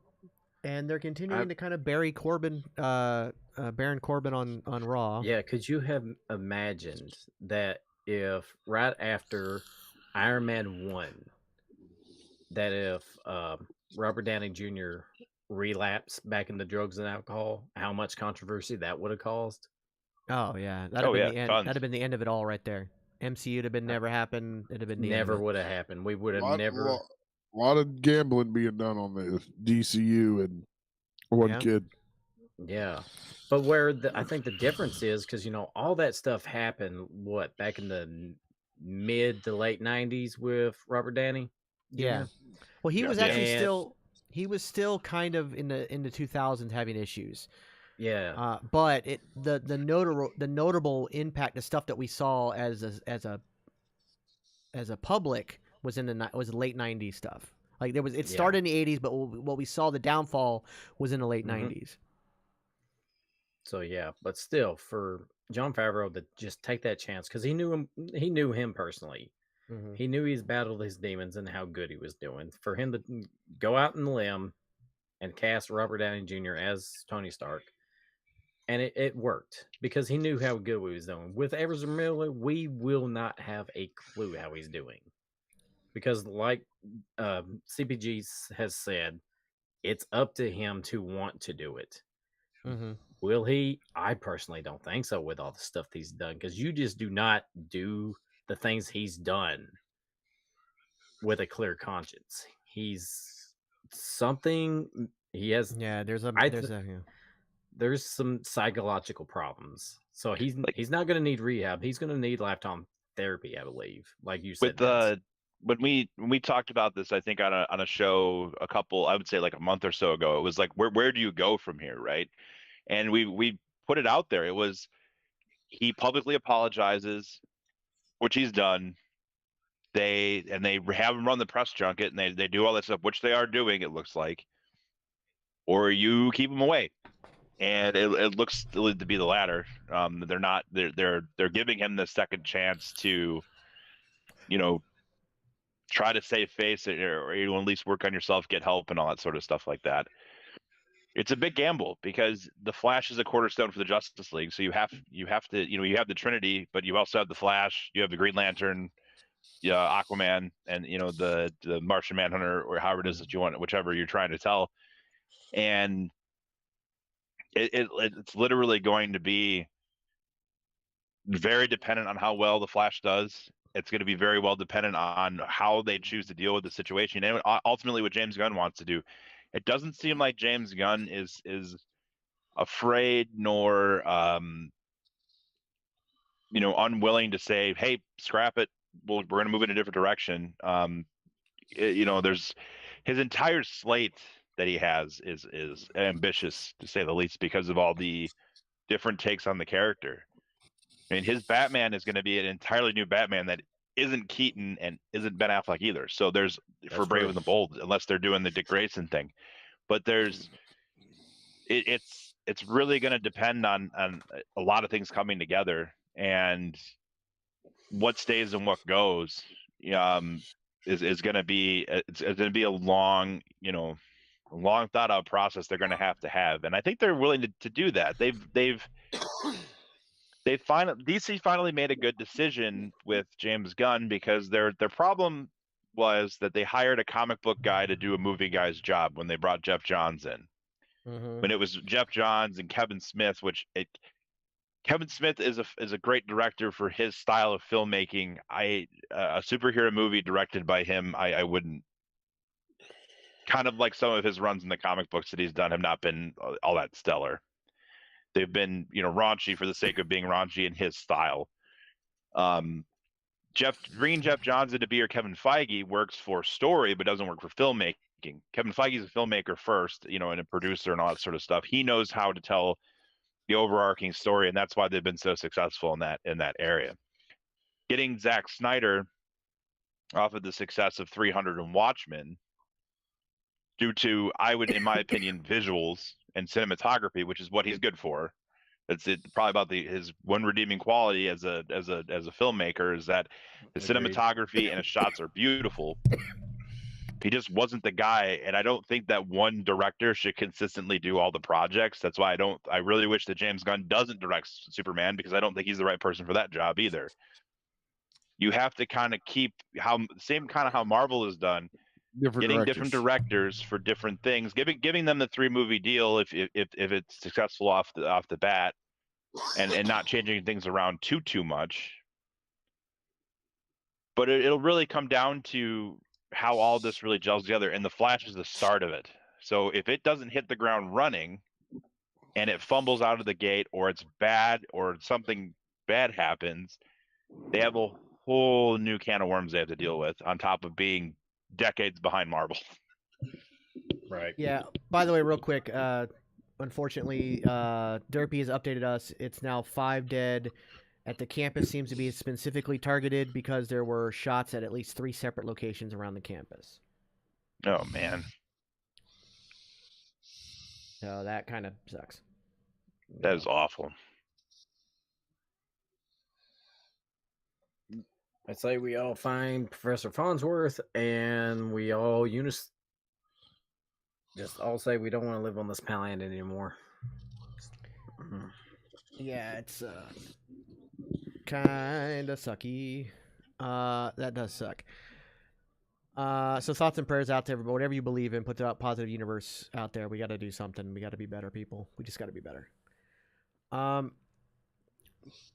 would say that when it comes to Ezra Miller and that whole situation, it is a slippery slope. They've got to figure out something to do. I don't know what it. I honestly don't. It would require a crystal ball at this point to figure out what would be the best course of action. Yeah. I mean, the safest course of action is to move on. Agreed. Even if he has gotten better, even if he is taken to rehab, even if he is taking this all to heart, the safest option is to move on. And it's like, hey, we appreciate you doing all this work, but you realize you put yourself in a situation and we have to move on. You're also rebuilding the universe, so why not just move on? Why not just get a fresh start? Yeah, we're getting a new Batman. We're getting a new Superman. You know, there is talks that Aquaman might stick around, but other reports say that he's done with Aquaman and could be Lobo. They said the door's always open for Gal Gadot and they're talking with her, but at the same time, they're going to go somewhere else. So honestly, I just think it's kind of time to just maybe move on. Yeah. And like just part reboot ways. Everything. Yeah. If they wanted to have him around, but in like a limited capacity, what you could do, and this would be wholly dependent on to go a new direction, but also if he is able to keep a hold of himself and they're able to still work with him, is you can introduce a brand new Flash, whether you do Wally West or you do any other iteration of the character, and then you have Ezra Miller play the Reverse Flash, continuously coming back from a timeline that, you know, where he got fucked over. And you could, because there's going to be inklings of the Snyderverse that still make it into these movies, it seems like, unless they're capping, you know, Aquaman 2 is still coming out. There's still another Shazam movie, which is very loosely in the Snyderverse, if anything. And if they want to take things that they can, or you close the door with this and Aquaman and Shazam, and that's it. Okay, but here's the question now. Is it a good idea to turn someone like Ezra Miller into a villain like Reverse Flash? Because regardless of how the therapy goes, that past doesn't go away. Mm-hmm. So do you like making him a villain's almost like like that again? It's treacherous. It's walking on eggshells on a thinly frozen pond. Like it's so Is it scary. Art imitating life kind of a deal? Like, because then people are gonna be like, "Oh, he's really good at this villain thing," you know. And also, like, as he's kind of a method actor, he's not full method. He's not Jared Leto by any stretch of the imagination, fuck that guy. But by keeping him in that kind of evil villain mindset, and again, anybody who knows anything about the Reverse Flash, that dude is whoa. So like, keeping him in that mindset, is that healthy for him? That's the other thing. Like, you got to think about his health. Like, that's what I mean. Like, for me, like, it just feels like it's best for both parties to just part ways.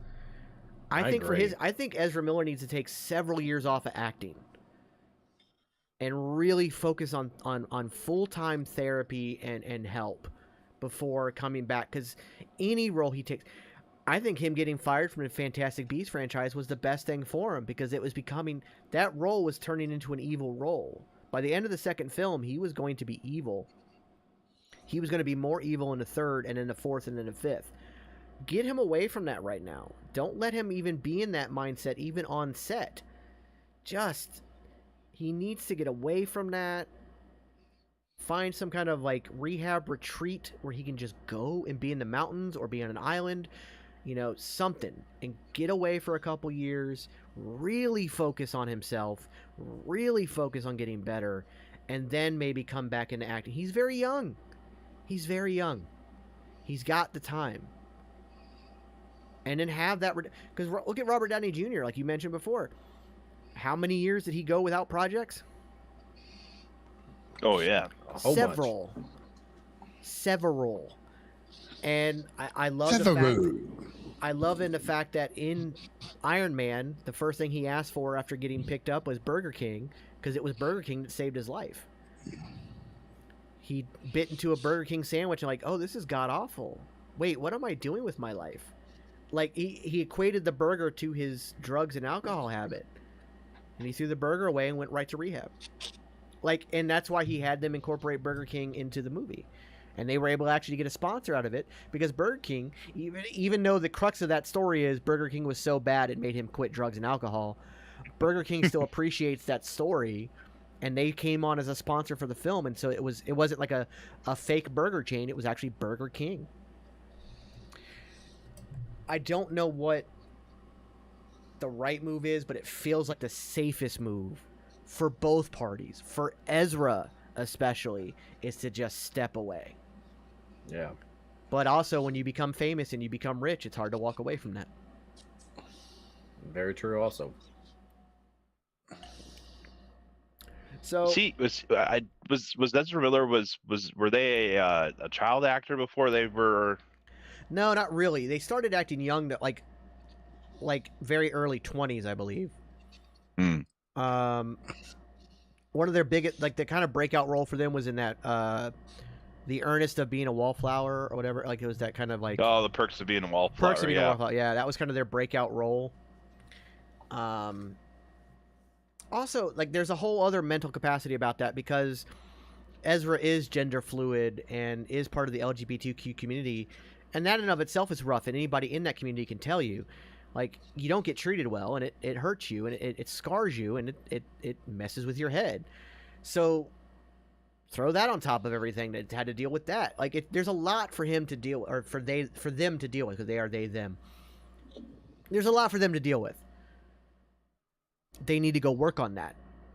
It's obvious that fame and fortune are not good bedfellows for all that trauma and for all that mental illness. So go work on that. Go. Yep. Go watch the Shia LaBeouf interview with John Bernthal on his podcast. It's eye-opening, because he went through something similar. Drugs, alcohol, fame and fortune getting to his head, the whole nine. Go watch that pod. I recommend everybody go watch that full 2-hour podcast. It's eye-opening.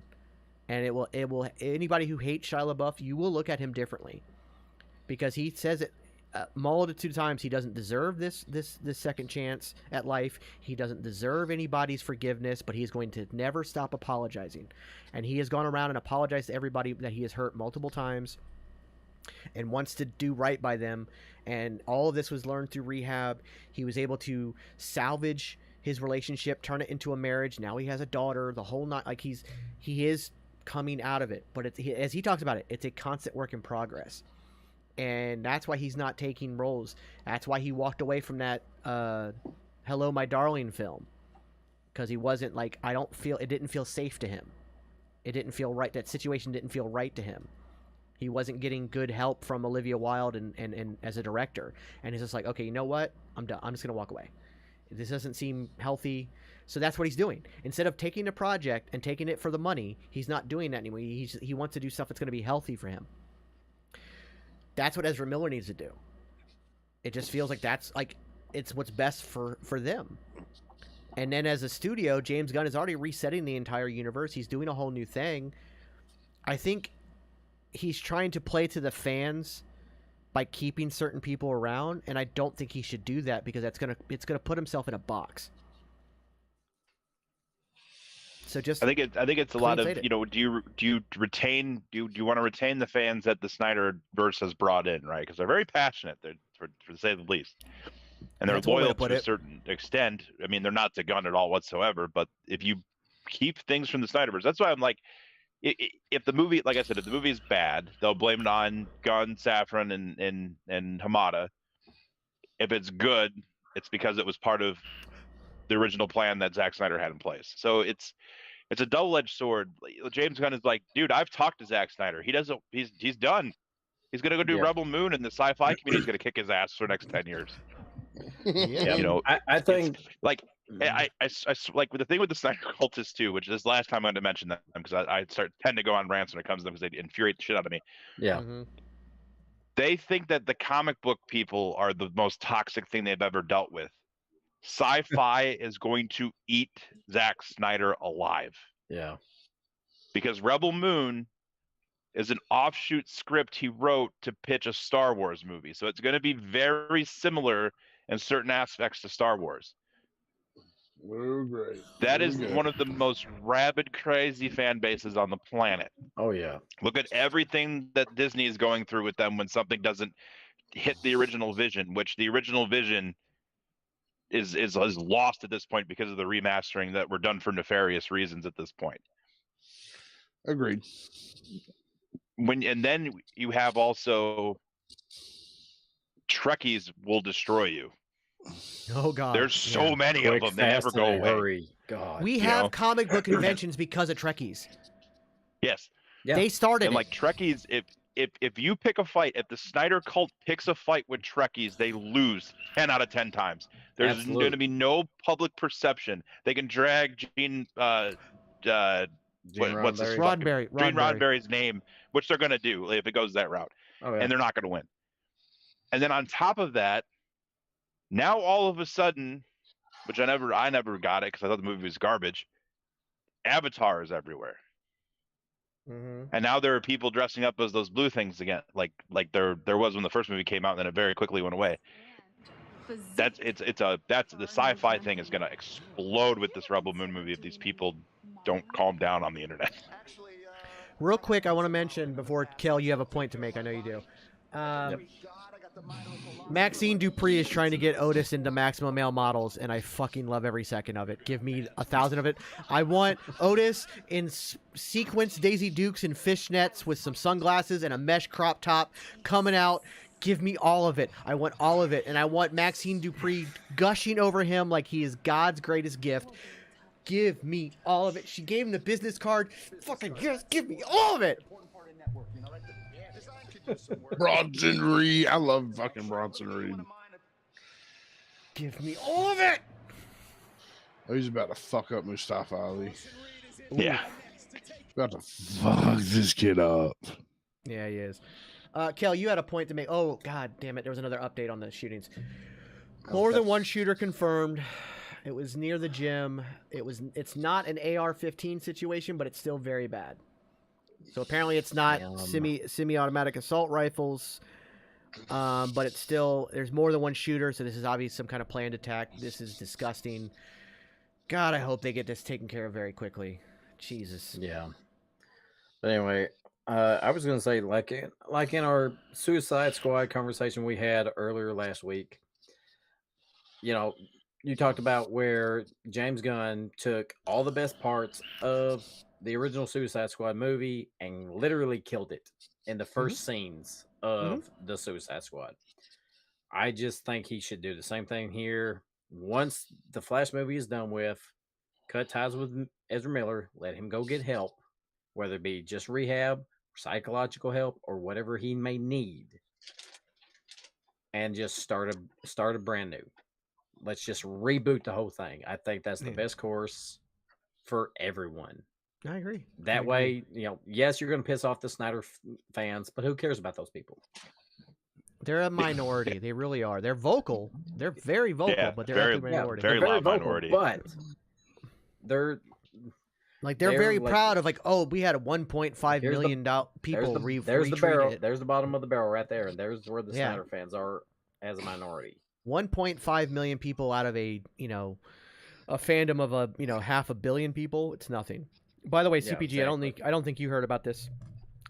Kel thinks that the original Suicide Squad movie is better than James Gunn's The Suicide Squad. Once again, I said it's more entertaining. That makes it worse. That makes it worse.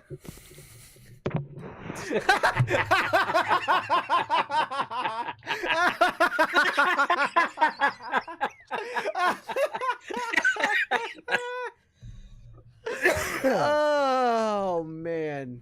Look at that. You cost us CPG.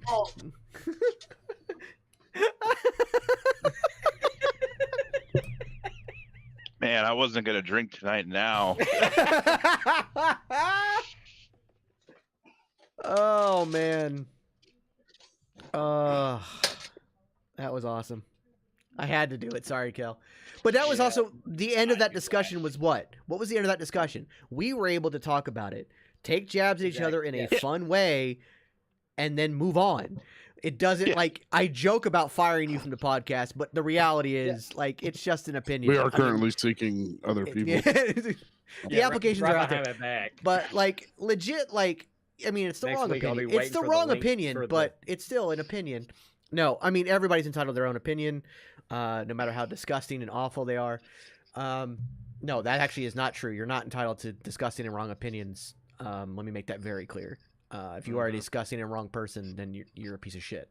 But no, like in that case, like it's just it is what it is. And look at it this way: there's no one telling you that you can't like the Snyder movies and you can't go to bat for them. Yeah. What you need to realize, or that this group of people need to realize, is that their perception of the quality of these films is not the public perception, right?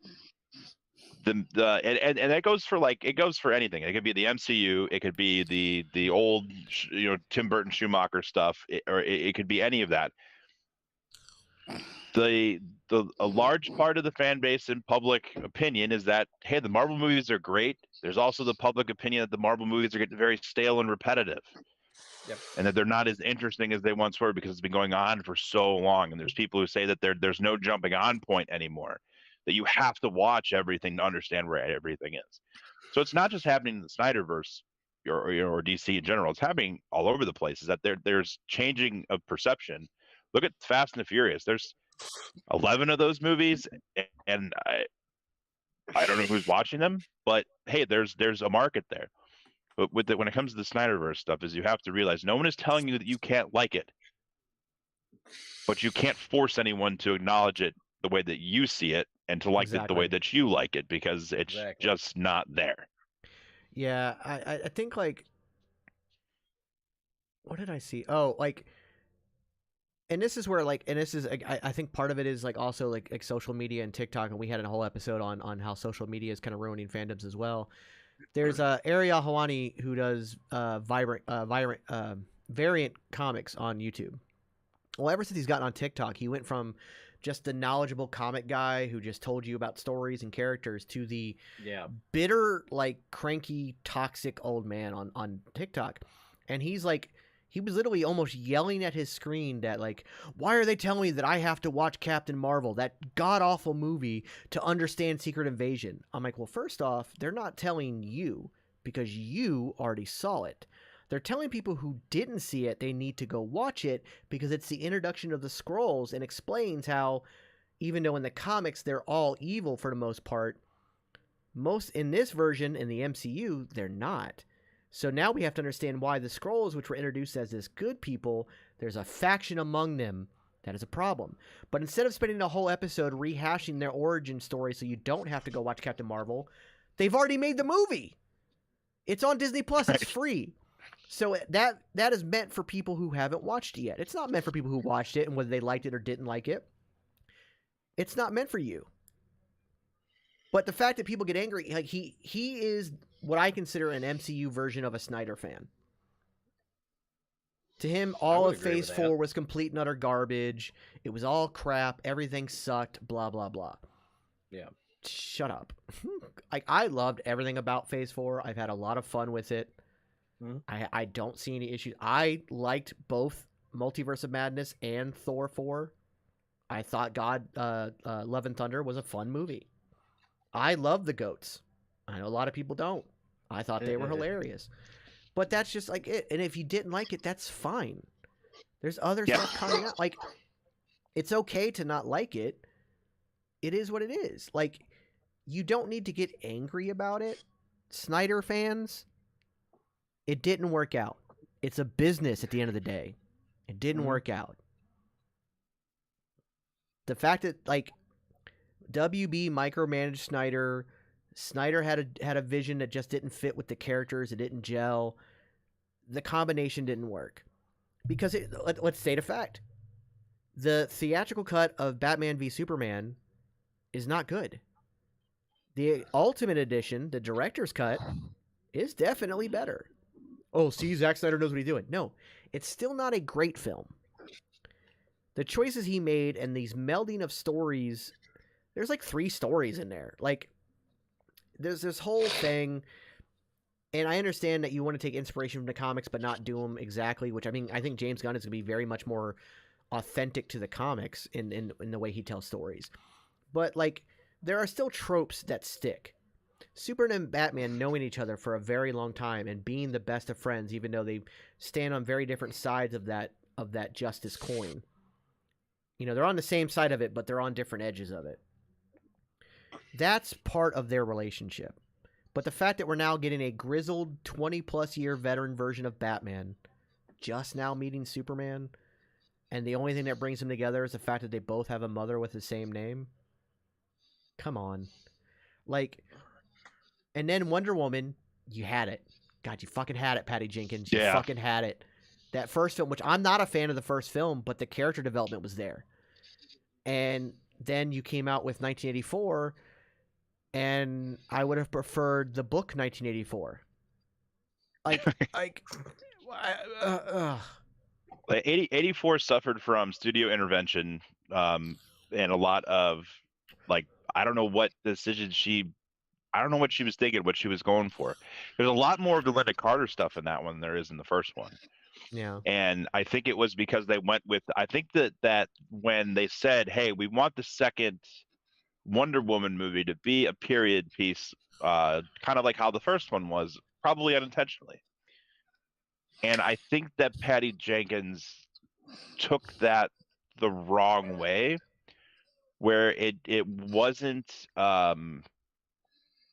supposed to be an 80s movie in terms of, like, the grand machismo of, like, the 80s movies and things like that.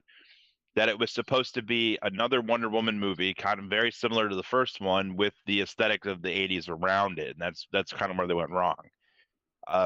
Pedro Pascal is a fantastic actor, but fuck is his character development fucking ass in that movie. And there's no consequences for being a villain that almost destroyed the whole world. He just gets to walk off with his son. Yes, go ahead and sidebar, sir. But I sent you and CPG a picture. Yes. That Dax Harwood posted on his Instagram. It has then been deleted. But I want you to look at this picture and tell me what you see. I see a WWE contract in the picture. Whoa. Sitting right on the bar. Wow. Now, you know what, though? It could be an old contract that he had. Could that be an old contract he framing? did that. He just did that to fuck with people. I don't know, because that's very well framed. Like, there's no way you took that picture and were putting your text on there and didn't notice the contract in the corner sticking way out. That was done on purpose, and he purposely put it up and gotta delete it, but make sure I leave it on just long enough for people to screenshot it. Like, that was done very much on purpose to fuel the rumors. It could be an old contract or it could be a new one. So, well done, Dax. Keep your name out there. Well done. Jeez, I gotta go give Pops a shot. I'll be back. Go right ahead, sir. But yeah, when it comes to first of all, 84, which is so bad. Like, there was no. I hate the whole wish stone trope. It is one of the worst tropes in all of movie telling. It's such an easy out. The fact that she was basically raping some dude whose body got taken over by Steve Trevor, like, and then she kind of, like, at the end of the film, they kind of allude to the fact that she's going to hook up with the guy. She meets the man who was Steve Trevor, and they start flirting and shit. It's like, that's fucking gross. Like, he's going to come out of that bedroom. He's going to come out of that bedroom that first time and be naked and like, hey, you like what you see? She's like, yeah, I've already seen it. Like, what? Like, it's like fucking weird, man. It's weird because it tears down it essentially tears down the kind of character development they've done with Diana this far. Mm-hmm. Like, I liked the dynamic of, like, Steve Trevor being the damsel in distress, and the first one made sense for the time period and everything else. It made all the sense in the world to do that way. And you have a very strong female character in Wonder Woman, done very well in the first movie, and even, you know, her where she showed up in Dawn of Justice and stuff was fine. The problem that they had in that is that, I get it, like, Steve Trevor died and you really want him back because you guys had your thing, and you're at that point a pretty decently written, like, strong female character. You bring back the love interest and you immediately sleep with him. Not only that, everything revolves around her. The thing she loses, because the whole thing about the wish and the monkey paw situation is that you lose something when you gain a wish. She loses her powers. She loses her strength. Yeah, it's when Austin Powers loses his mojo. God. It's the same shit. Yeah, it's like, oh my God. Like, seriously? And the fact, like, so my issue with the first film is I didn't like how instead of it being the curious person who's never been to the modern world outside of Themyscira in the comics that we got, it was more of an angry idiot and Steve Trevor being the mansplainer the whole time, every time they bickered and fought. So I didn't like that dynamic. And then, of course, the villain was so easy to tell who Ares was that they literally spoiled it when they cast the guy and casted him as Ares. They didn't even bother, like, hiding it. So I thought that the villain reveal at the end was very, very duh, but, like, still a very decent film and a fun film to watch. And then 84 just took everything that they had built and threw it out the fucking window and said, here you go. And I understand the studio had some involvement in that, but Patty Jenkins wrote that, and Patty Jenkins wanted that. And I'm like, what happened? And then when I heard... That's right. She took the period piece the wrong way. Like, look at Cheetah, right? What was her name? Kristen Wiig. Kristen Wiig. Look at her character, like, as a whole. It is a really cheesy 80s character. It's basically like a Barb from Stranger Things. She's got the way that she's dressed. She's very, like, no confidence. She's a doormat for everybody. And then she gets this power, and you see this kind of, like, turn. Oh no, now she dresses, like, real provocatively, and she's got all this power because she's getting basically she's getting Diana's power through the whole monkey paw thing, but it's like, you know, it's manifesting in her own way to the point where she becomes, like, the actual animal Cheetah. It's written so cheesily because she's writing an 80s movie when she needs to be writing a superhero film that takes place in the 80s. Yeah. It was like putting the filter over it, and it was very strange. It was very like, I totally like the suit being brighter and all that makes sense. That's what they were talking about when they said do a period piece, not make an 80s film. Yeah. Like it's 1980 or 1985 or 7 or whatever. You needed to make a superhero movie. Kristen Wiig's character is the plot of She's All That in a character. Yeah, and Maxwell Lord is Fletcher Reed from Liar Liar. Yeah. They literally have this. I'm a bad father. I've said this like 3 times on this podcast, but like that's literally his character arc. Fletcher Reed's character arc on how he admits, like, out loud because he can't lie that he's a bad father. Fucking Maxwell Lord does that at the end of the movie, and that's what makes him like, oh shit, my kid, and then he reverses everything. Yeah. It's bad. Yeah. So quick update on the MSU situation: 11 shot, 2 more dead, more than one shooter. Now 5 or 6 locations on campus that were engaged.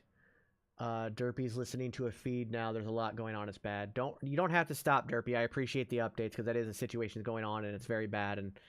And so thank you for the updates. It sucks that it's happening, but I appreciate the updates. Yes, thank you, Derpy. Yeah, so that's going on as well. That sucks. Yeah, again, so Patty Jenkins was basically let go off of Wonder Woman 3. She didn't walk away. She was let go.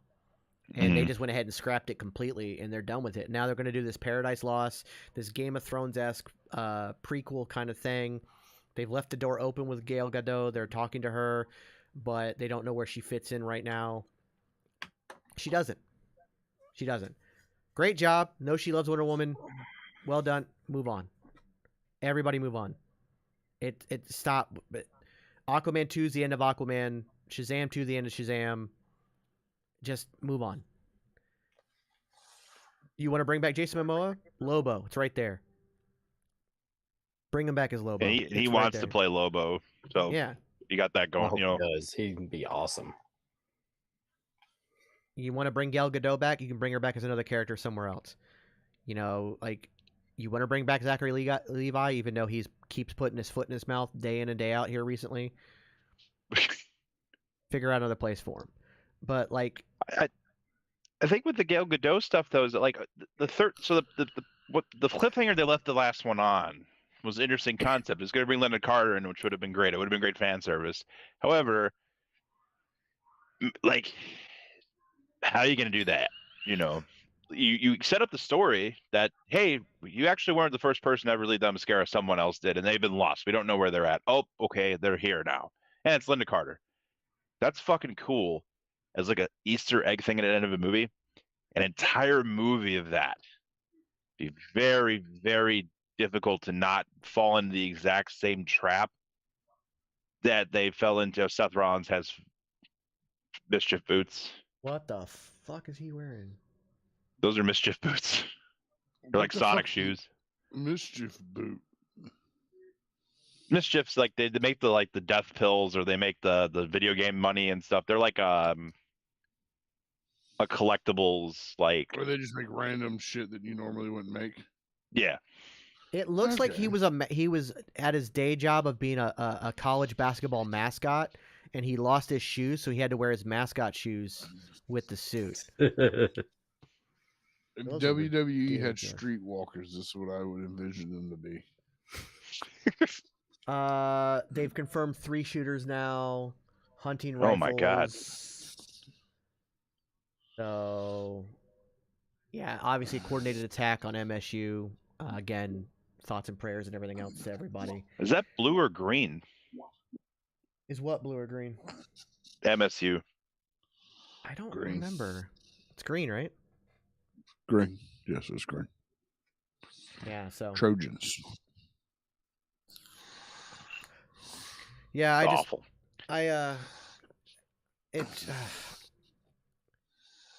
It's so sad that I'm not surprised it's happening.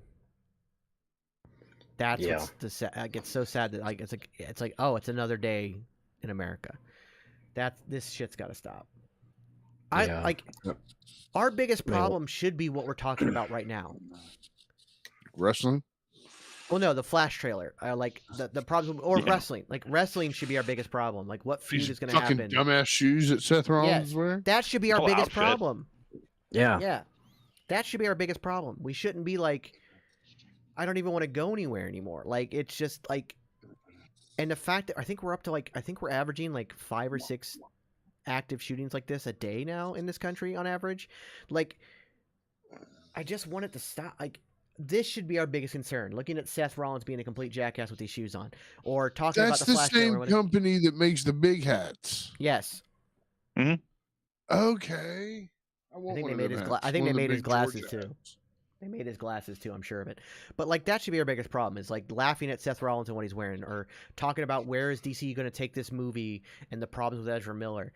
Like that should be our biggest problems. We shouldn't have to be getting updates.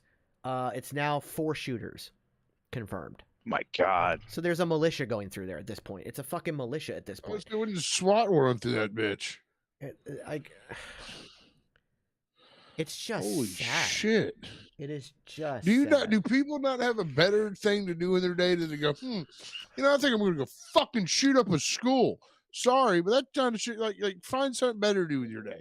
Whack off. Become an alcoholic. Fuck, shoot heroin in your dick for all I care.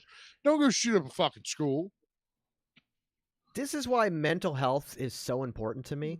I don't know where the heroin in the dick thing came from. It was just that needs to be Ginger's next T-shirt. It felt personal, but I was gonna let it go.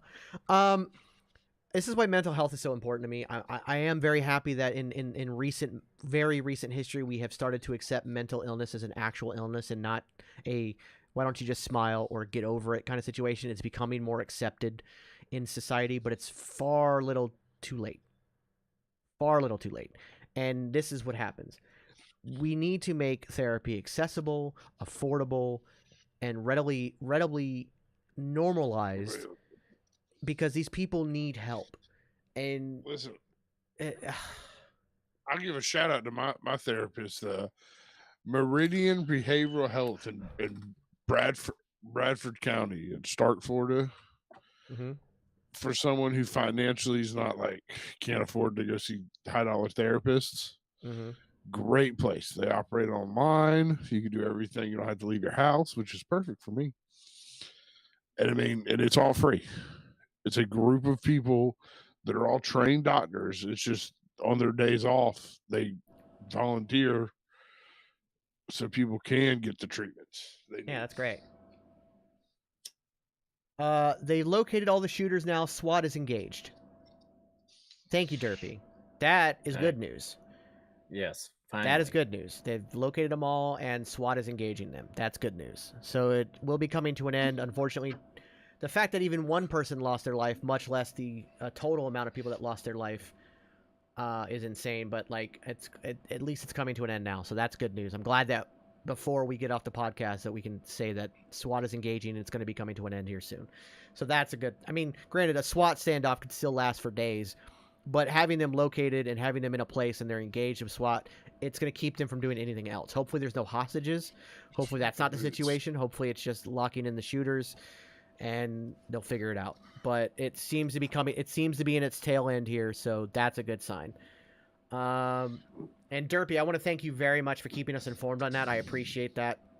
Don't ever apologize for that kind of stuff. It's very important. We are, we're geeks. We're having fun talking about this stuff, but at the end of the day, this is not important. These people's lives are important. Fucking boots are pissing me off. Yeah, they are ridiculous. Great segue, Ginger. Great segue. Fucking Jesus. You wonder how pissed off I'm not? I'm not pissed off to go fucking shoot up school. I'm just pissed off his boots are ridiculous looking. I hope that he curb stomps the Miz wearing those. Oh my God! Can we get a curb stomp in these? I'm gonna put the sound up here. Paul's name in this ring, Mike, is because he doesn't deserve it. Setting up the Logan Paul Seth Rollins at WrestleMania feud. Big ass shoe match. All Logan Paul wants.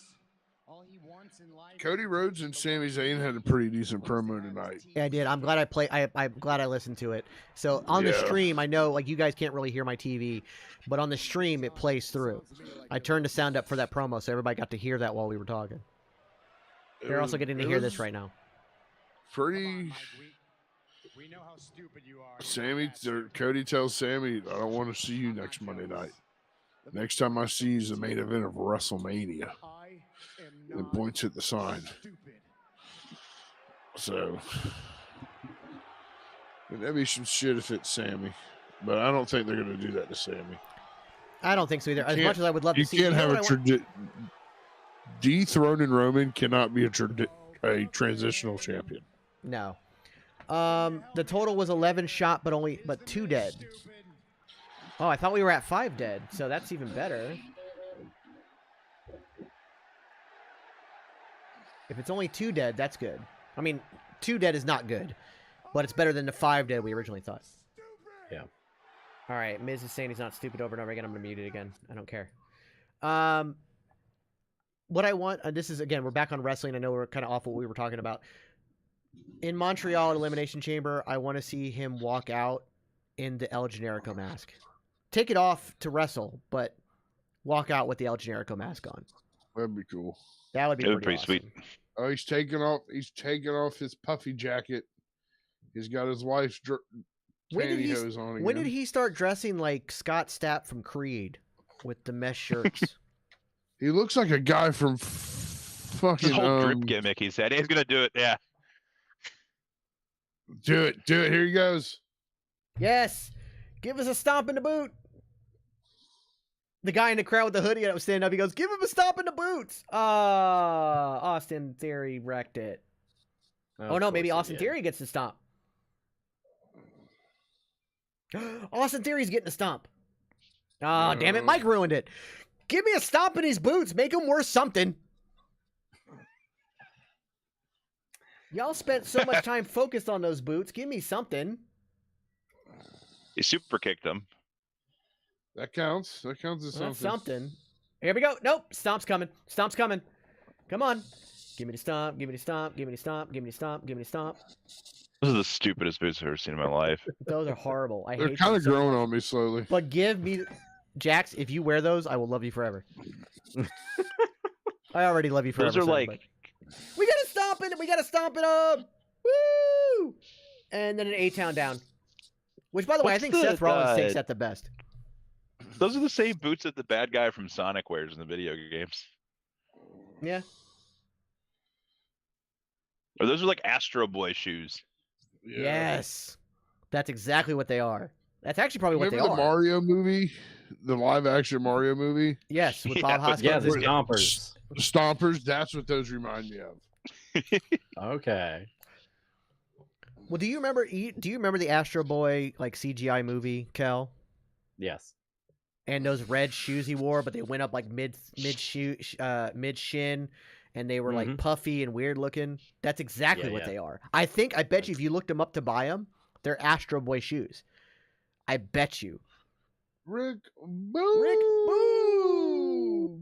And the Hurt Business in the background having another discussion.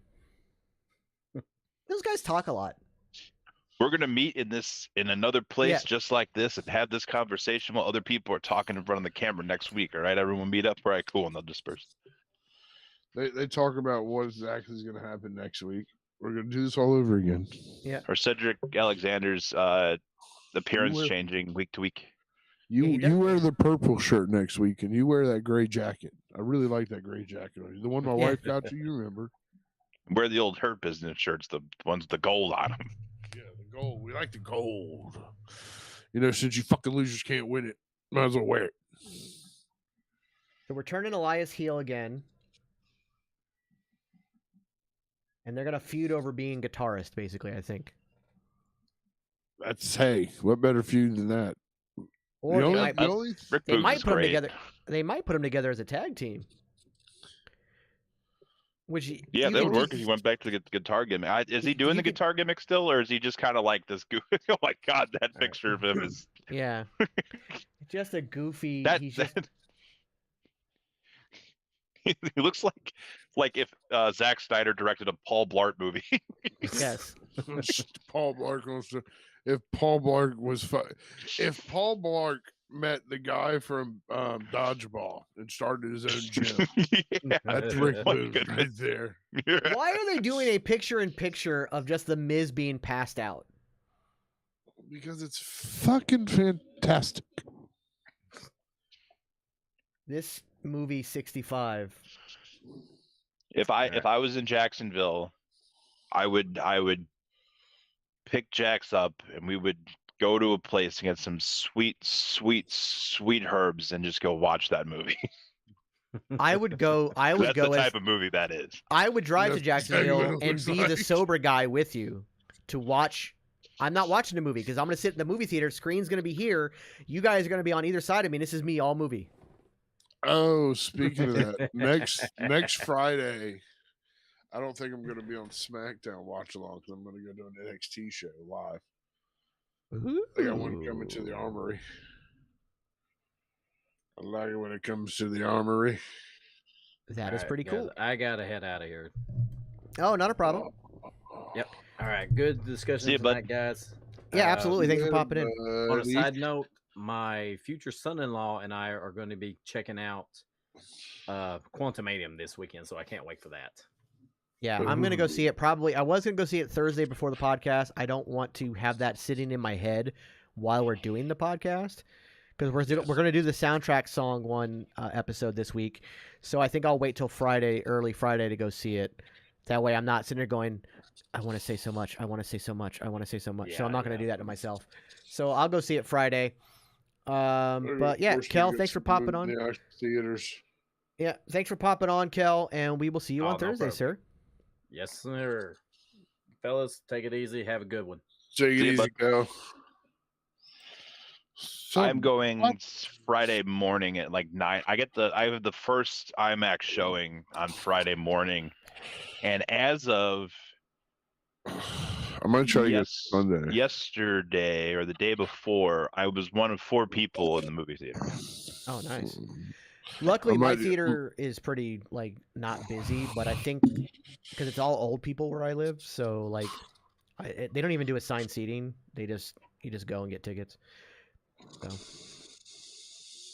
I think I might go first showing Sunday because the theater I go to is right next to a church, so no one's going to be at the theater. Yeah, that's a good idea. Oh, maybe I'll wait till Sunday to go. Maybe I'll wait till Sunday because that's a good idea actually. Because around here, that's the one thing. Like old people have nothing else to do, so they do go to the movies. So they can get packed.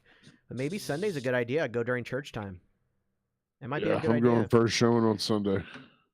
We can always kind of quasi talk about it on our Sunday Fun Day. We'll do that in the afternoon, and we can just kind of like not give a full review, but like I liked it or I didn't like it kind of thing. We can do that. Saturday's Chamber, right? Yes. Saturday is Chamber. Yeah, we're doing a watch along with Wrecking Crew. Okay. If I'll be around for that, I think. Okay. Derpy, wait, hold on. If it's okay, that's next weekend as Atomic Hearts comes out. Okay. Derpy, you didn't ruin the vibe at all. I actually, like I said, I greatly appreciate you keeping us informed on that. Thank you very much, because that is very important, and that's far more important than what we're talking about. So thank you for keeping us informed on that. Do you guys just want to stick around and finish out Raw? Yeah, I'm cool with it. All right, let's do that. Good. Again, and this is kind of the Punk driver, but test kind of run kind of thing. I did show the graphics and stuff to a couple of my friends and a couple of like coworkers and stuff, and they were like, "Holy crap, this looks cool!" So I'm super excited for that. The laptop should be here tomorrow, so I'm really hoping that it gets here while I'm here. Yeah. Because I don't want to miss it. I mean, worst case scenario goes in the Amazon Dropbox, then I got to go drive all the way downtown to go get it. But sometime tomorrow you will have a laptop. Yep, that's what I'm hoping. I'm hoping that because it says it'll be. Hold on, actually, I'll check it right now because it said it was gonna come anytime between tomorrow, like the latest, like 10 o'clock at night, which is weird. So they're also kind of positioning tomorrow at 10 p.m. Okay. They're kind of positioning Rick Boogs as that kind of almost Cesaro-esque super strong guy. And he just, in a pump handle slam position, curled the Miz, and the crowd counted off almost like a swing.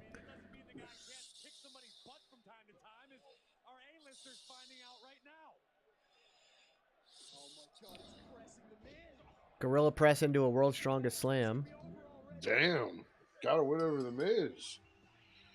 He's going places. Oh, Tommy's off tomorrow night.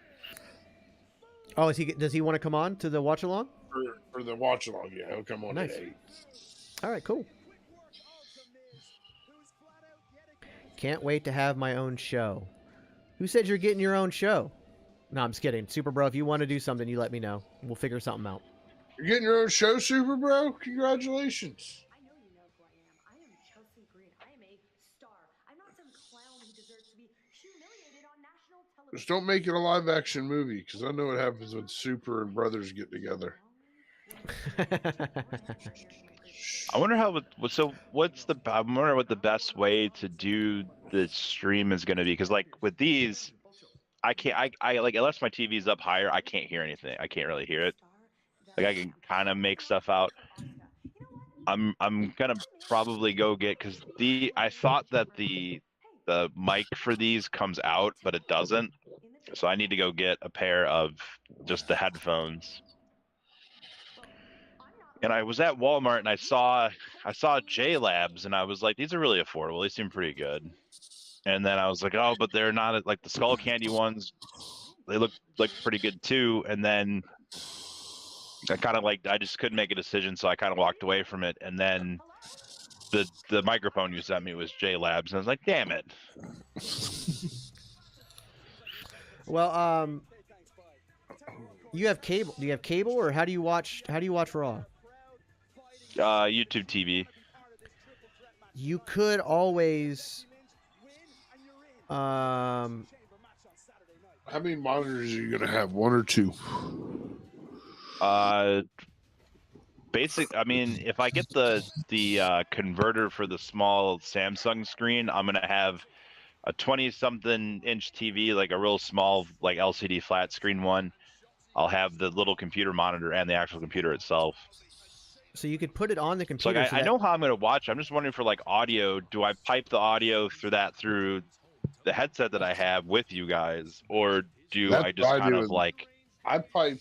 See, because I use dual monitors, and on one of them I have SmackDown on but turned down real low, and on the other one I have the chat pulled up in our program we're using, so I'm able to faintly hear it and y'all at the same time in here. Well, it's like right now on Wednesday, I have Raw on. I have Raw on right now, but I have the sound low enough that it's not interfering with anything else going on. So, unfortunately, for some, like I said, I haven't figured out why it pumps the sound. Like even though you guys can't hear the TV, it pumps the sound through the stream. So like every time I'm watching NXT or Raw or SmackDown, the entire episode audio is played through. I got hit with a copyright. I found out because I got hit with a copyright strike on a Kesha song from a commercial. Which was interesting, but I don't know how to because I use Voice Meter to put everything through, and it seems to pump everything from my desktop into one audio, which is why the stream hears it. But I'm sure if I looked it up and figured out a way to pull it off, I could probably do that. But yeah, actually, I'm thinking. This Wednesday, I'm going to be on playback. So I'm doing that every other week. But so Tuesday after date night, because of Valentine's Day, it'll be NXT. Maybe when NXT's over. Because I gotta learn how to do that by chamber. I guess on worst comes to it. Yeah, if worst comes to it, then maybe Thursday. When I get off of work, I'll shoot you a message and be like, all right, let's set this up. Yeah. Trying to see.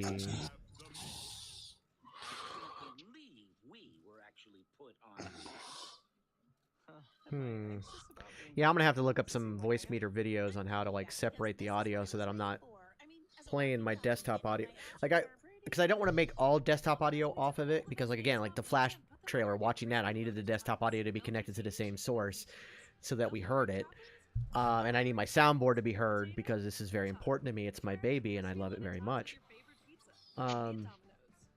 but I don't want everything. Like I gotta figure out a way to maybe like find a way to maybe pipe it, or maybe put all the desktop audio on a separate track, mute it when I'm watching this, and then if I'm going to play something, unmute it and play it through the stream, kind of thing. I'll figure it out. I don't know. I'll figure it out. But it may not be figure it out. It may not be possible to separate it because I think the Streamlabs soundboard audio is also considered desktop audio. So I don't know if there's a way to separate them. Oh, that's a good point. Oh, Jason was talking about the tabletop wrestling game we're going to do, the IWE RPG. That's what he was talking about. Oh, yes. Well, due to unfortunate circumstances, you're going to have more time to set that up, sir. Yeah. Hopefully we can get that figured out. I will be back. Okie dokie. I cannot get into this Magnum PI show.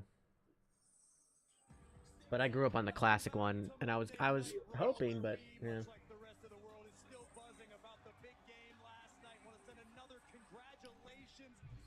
Why did my settings? What the? Why did my?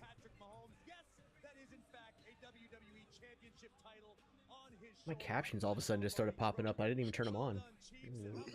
Yeah, see, I leave my captions on because I have it turned down so low. Depending on how something's going is when I was determined to go. I used to do that, but Spectrum, their captions are like 10 seconds behind the video. Like so, it's like. Does this mean the Judgment Day has the upper hand? The Judgment Day, we always have the upper hand. Tonight, we beat Edge and Beth again.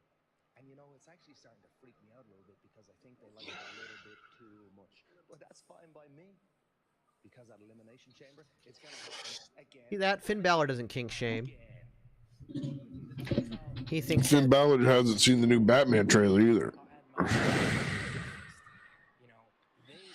So there's my argument, sir. What Batman trailer?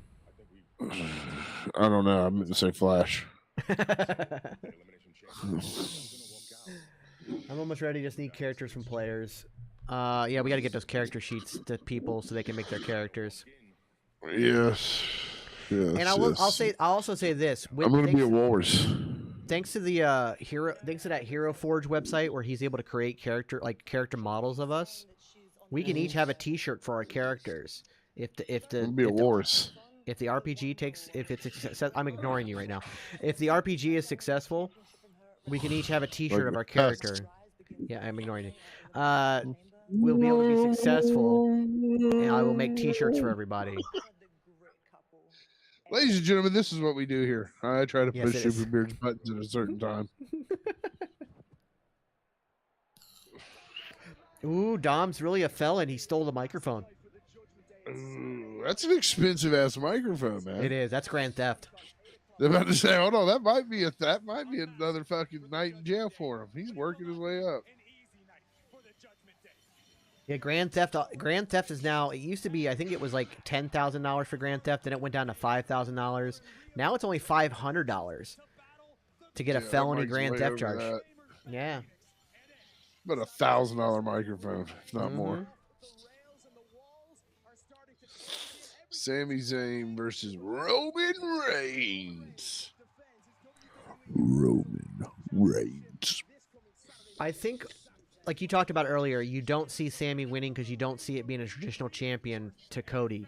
As much as I would love to see Sami and Cody go at it in WrestleMania, I agree with you. I don't think it'll be a transitional championship. That being said, that promo between Cody and Sami it made you think, oh my God, maybe Sami does have a chance to win. Like that was the fact between Cody Rhodes. Forget, we need yours and Soup. Where? Oh fuck, Matt's doing. I need Matt to make a page in the Discord for prediction since Dad Hat's got the new baby and everything going on. So we need the elimination. Well, no, we're gonna do our elimination chamber predictions tomorrow night on the show. Yeah, but he has access to the. Oh no, him and D have access to the big spreadsheet. Yeah, so we'll get after the show. We'll get him to D. We'll figure a way to get him to D. Yeah. Adding the posters that we can do for the click video, the thumbnails and stuff. Yeah, I think it'll be cool for that.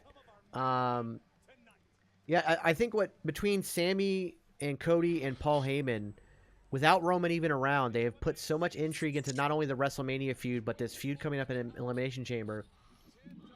And they've actually put doubt into Roman walking away with the championships with that promo today. Yeah. You're just like, oh, Sami could win it. Because Cody, yeah, it was very well done. So I really, again, it's masterclass on promos, man. Masterclass in storytelling.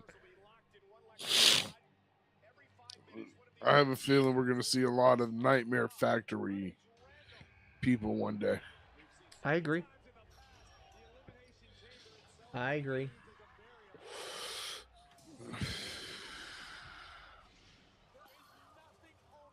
I love how they do their shows. They do like little indie shows once every like 6 weeks.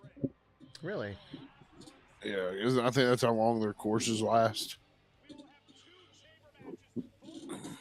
Where is the Nightmare Factory? Atlanta, Georgia. That's what I thought. Maybe we'll have to take a trip up there and go to one of the shows. You got the Rhodes Academy, which is in Texas, which a guy I know named Austin Acid is a graduate from the Rhodes Academy. Nice. Yeah, then he's coming down to. He's in Canada right now. He's coming back to the States to get. He's going to be working for Rocky Mountain Pro. Oh, okay. Training and doing some work there. But I told him if he ever gets to Florida, I have to find a way to get him booked. If Becky or Bailey win in a triple threat match, they are added to the Elimination Chamber. Wait, I thought we already had a full chamber. Are they going to start with 3 people and have 7 in the chamber? That'd be insane. That'd be different. Because you don't have to. Because Becky and Bailey don't have to pin Bianca. No, you can continue their feud, have one of them pin the other, and then they go into the chamber, and it's a 3-way. It's a 3-way dance to start the chamber instead of a 1-on-1. Welcome to the jungle. We got fun and games. And whoever doesn't win, whoever's not in the Elimination Chamber, so say like Becky pins Bailey here. Bailey could run in when the door gets when somebody gets eliminated. Like somebody gets eliminated, so they open the door, right? They open the door to let that person out. Bailey runs in with a chair or something and beats the ever-loving shit out of Becky, leaving her to get pinned and eliminated. That could be done. That's that. I like it. I like it. I like it. 1 in a million. Okay, bad news. Those people who were shot were transported but may have passed from possible eyewitness at hospital. 1, not 2 confirmed dead, and 3 or 4 shooters. Hunting rifles possible, shotgun or AR. And tomorrow is also the 5-year anniversary of the Parkland shootings. Oh, shit. Can we just get a break for like 20 minutes, 20, 30 minutes? I don't think this country's ever going to have a break from this until we actually do something about it.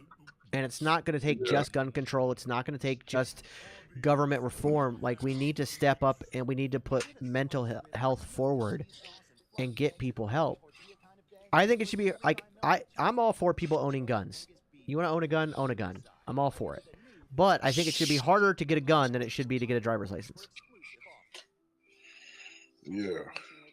Especially when it comes to like shotguns and stuff, you shouldn't be able to walk around to go to Walmart and 0 waiting and get a shotgun, like, and just.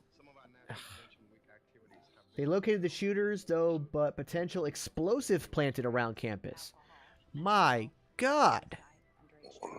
What did you prepare for a fucking war?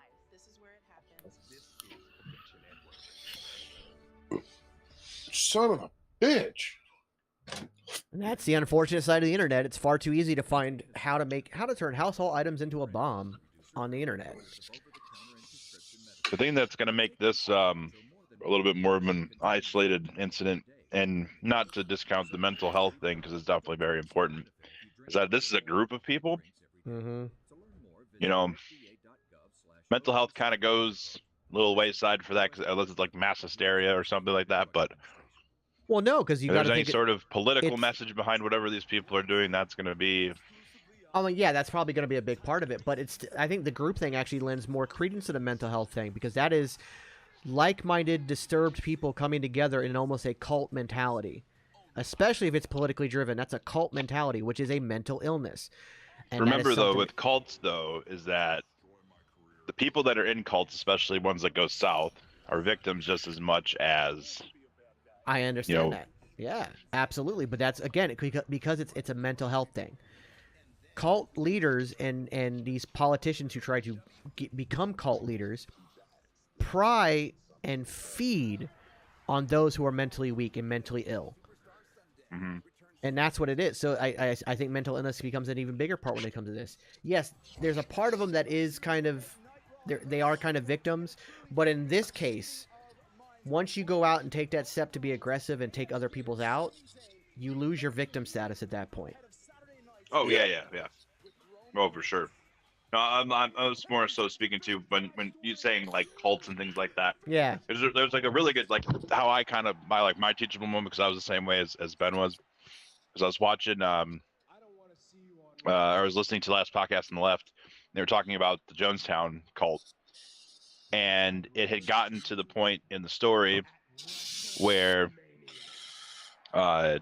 like Ben just straight up goes like, what are these guys, people like fucking morons following this dude around? And then like Marcus like put him in his place immediately, and it was like, this is, you know, these people are victims, like, and people that survive cults and stuff like that when things go south.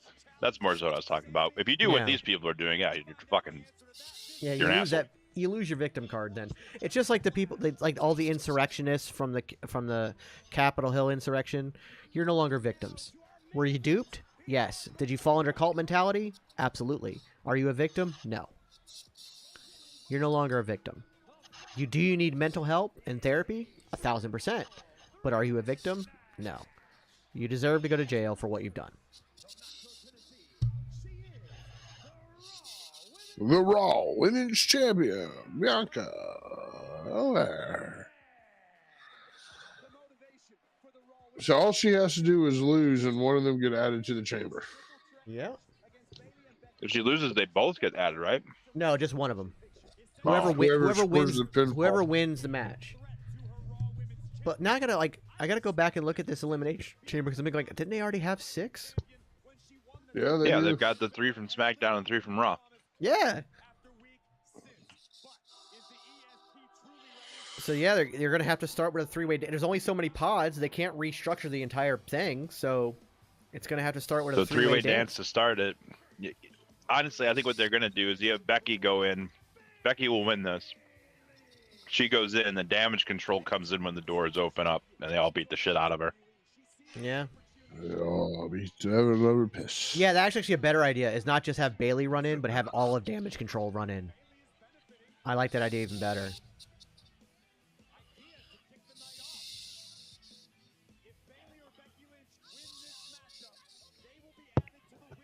Well, the only reason I would say don't send me the link, Derpy, is only because if I put it on, it'll be playing through my sound on the computer, and I don't want it to say something that is going to get us in trouble.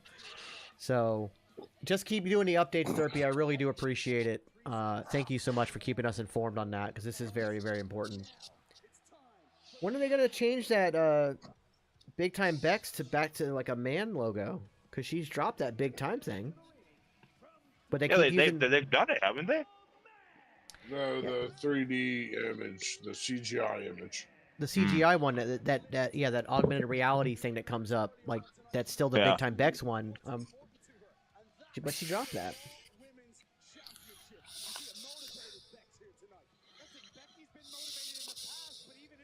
So it's Cross, Morgan, Carmella, Asuka, Natalia, and you got Raquel Rodriguez. So that's your 6. They had a match earlier tonight. I wonder who, I don't think that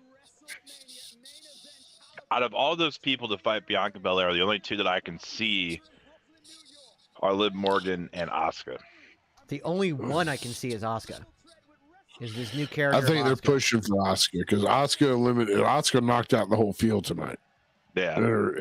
But Liv Morgan, when Liv Morgan and Bianca were on their trajectories to their championships at the same time, and they were kept away from each other. Like, I'm pretty sure you guys remember, like, well, I'm sure, Beard, you remember on TikTok that whole, it was like, Wrestle Talk was like fucking divided between one or the other. That Cody Kayfabe BS. What a piece of shit he is. Code to Kayfabe. I don't even know if that guy's still around, man. He's still doing podcasts and stuff. I think he's back on TikTok. I know he's doing podcasts and stuff. Who? He was a guy on TikTok, and he said that I'm not going to say what exactly he said, but he basically made a joke about Bianca Belair, and it was very racist. It was incredibly racist. And he went on this whole tirade. He made like a dozen videos talking about how Bianca Belair is a piece of shit, a terrible wrestler, blah, blah, blah, blah. And it boiled down to that racist comment. Like, oh, you don't like her because she's a black woman. It has nothing to do with her talent because you're making up shit that doesn't exist. Because she's obviously incredibly talented. Yeah, she's a talented. I mean, I'm not a fan of Bianca Belair, but I give the devil her due. Like, she can wrestle. She's talented. I love Bianca Belair. I did not like her in NXT. I did not like the heel EST character. I loved her since coming up to the main roster and her journey on becoming a 2-time champion and everything.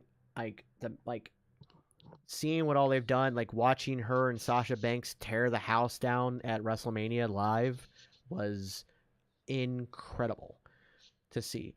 And yeah, good. I was gonna say, I really love her as a wrestler, and I love like her confidence. But like, I know some people, oh, that's a heel promo. No, she's just confident. I think she's got a great character going. But I also can see where some people don't. I get that some people don't like her. Not everybody's gonna like everyone. It's just how it is. Oh, by the way, Cocaine Bear. Going to see it. There's talk of a sequel, Cocaine Shark, because there was a story of a shark that ingested. There's a true story of a shark that ingested a shit ton of cocaine as well. We might get a cocaine animal universe, like Sharknado, but in theaters. Cocaine goats. That's what we got in God, Love, and Thunder. Yeah. Although I will admittedly, goats hopped up on cocaine is terrifying. Because they already bite and aggressive at times. Imagine when hyped up. I gotta give a shout out to my buddy over here sleeping, snoring a little bitch. The other day, my mom and pops are sitting out on the porch drinking their morning coffee because they're getting to that age now where they like doing shit like that. And these 2 pit bulls are in the yard. Well, my dog gets down there, never once tries to bark at them. Slowly does that whole slow creep, like dogs will make their shoulder blades. Yeah. It just starts growling. Like my mom said, like hyena growling, like scary. Them 2 pit bulls took off running. Huh. Well, to me, my dog's a sweetheart and couldn't hurt a fly and is scared of the fucking mailman. He might be scared of the mailman, but if another dog tries to come up in his yard, it is fair game and on, son. I watched him leap off the porch today at a pit bull and just like stare at him. Cocaine squirrel. Give me that, please. Have a nest of squirrels get into a bunch of cocaine and have them just go nuts. I understand that Cocaine Bear and Cocaine Shark will end up being based on true stories, but give me a full cinematic universe of just animals getting high and going nuts. Give me Cocaine that. Tiger. Yeah, Oh no, we've already got that. It's called Tiger King. Tiger King. But give me like Cocaine Mountain Lion. Give me Cocaine Raccoon. Give me we should do that. Cocaine Cougar. Yeah, Cocaine Cougar. That sounds like a good That sounds like something. That sounds like a good band name. Right. like a throwback '80s hair band, like that. No, what's that one band? Steel Panthers. Steel Panther. Yeah, like them. So CPG, what do you think about? Holy shit! Cocaine Gorilla. They're funny. I love them. Cocaine Kangaroo. Cocaine Kangaroo. No, you know what's better than Cocaine Gorilla? Cocaine Orangutan. First of all, that sounds amazing. Cocaine orangutan. But orangutans are, pound for pound, the strongest ape in the entire ape catalog. They're far stronger than gorillas. If they were the same size as a gorilla, they're much they're like they're almost 10 times stronger. So give me cocaine orangutan. Give me a cocaine sloth. Have that be a side character. I want to see a sloth like jacked up on cocaine. I would almost say have that as a side character. Like maybe the zoo gets like well, because as you see in the trailer for Cocaine Bear, it takes place in the 80s, and these drug dealers were just trying like, oh crap, our plane's being tracked. They were dumping the drugs off in the woods, so they're dumping them out of the plane. Have that happen, but have it dumped into a zoo. And so there's a sloth, there's an orangutan, there's a tiger, there's like a kangaroo, some toucans, some toucans, some lemurs. Give me all that shit. So my neighbor, Cocaine Baboon, who I get my stuff from, has this fucking naked cat. Oh, one of those hairless cats? Yes, this is skin, hairless cats. Don't like those. Look like ball sacks. It does. Ugh, so every time I come over, I just found out its name. I'd come over and I'm like, hey, ball sack, come here, ball sack. And everyone would laugh, and I mean, I never knew his name. I didn't give a shit. I was over buying weed. Like, who cares? Like, so she finally goes, "You want to know what his name is?" I was like, "What?" She goes, "Dobby." Now every time I see that motherfucker, I think, "Oh, they give Dobby clothes, Dobby free elf." That's actually really smart. She's getting another one, and they're gonna have babies. So I might be getting a naked cat. Oh my god, that's hilarious. I want a fucking hairless cat so bad. Yeah, before I got Gula, that's what I was like, his name was going to be Scroats. That was his name. I just figured out that name now. Mad expensive. I just figured out the animal. Yeah. Your Thanos level boss for the cocaine animal universe. Your end game. Cocaine honey badger. Chihuahua. Cocaine honey badger. I do cocaine whale. Cocaine whale. The largest animal on the planet. And it's all hopped up on coke to where it doesn't need to be in the water anymore.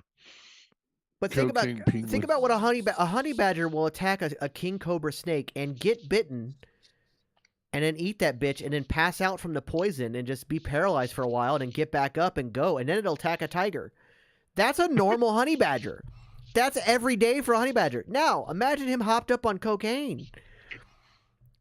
That honey badger's unstoppable. He's just going to snap away everybody else. We're going to have to get cocaine Avenger animals.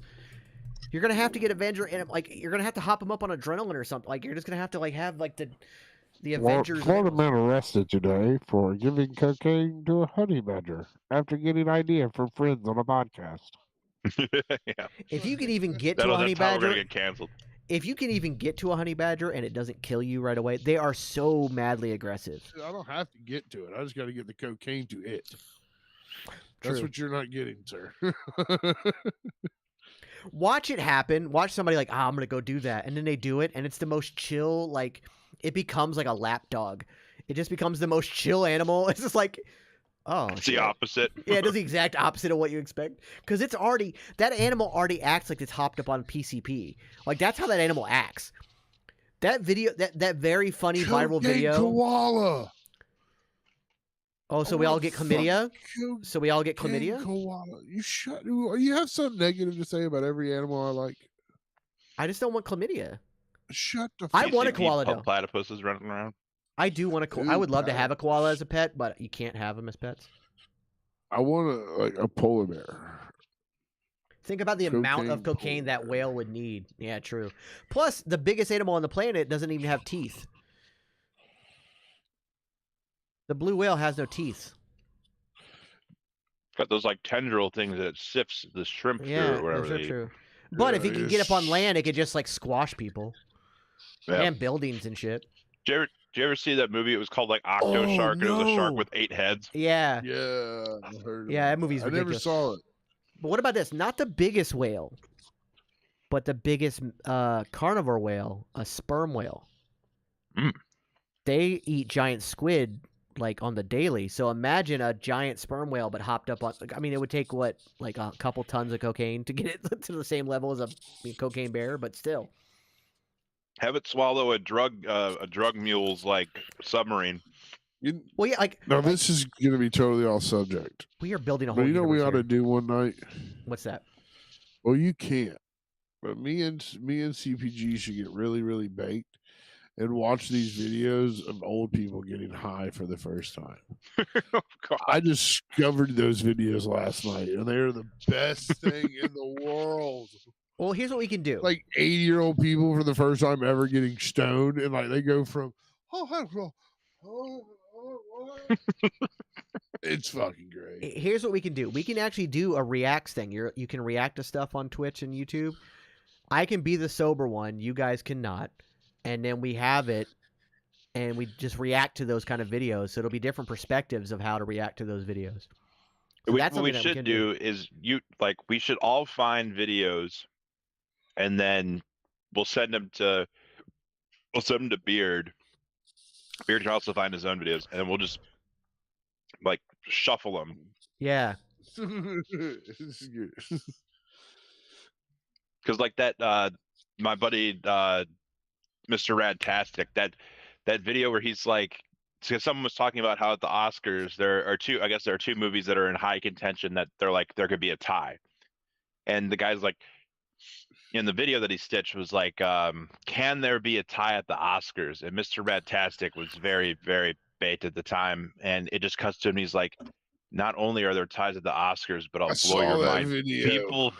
People actually wear whole suits to that place, and that was the night that I was started with you guys. And I must have watched that a million times, and it was funnier every single time. Because not only do they wear ties, they wear whole suits to that bitch. Like he's baked out his fucking gore, dude. Yeah.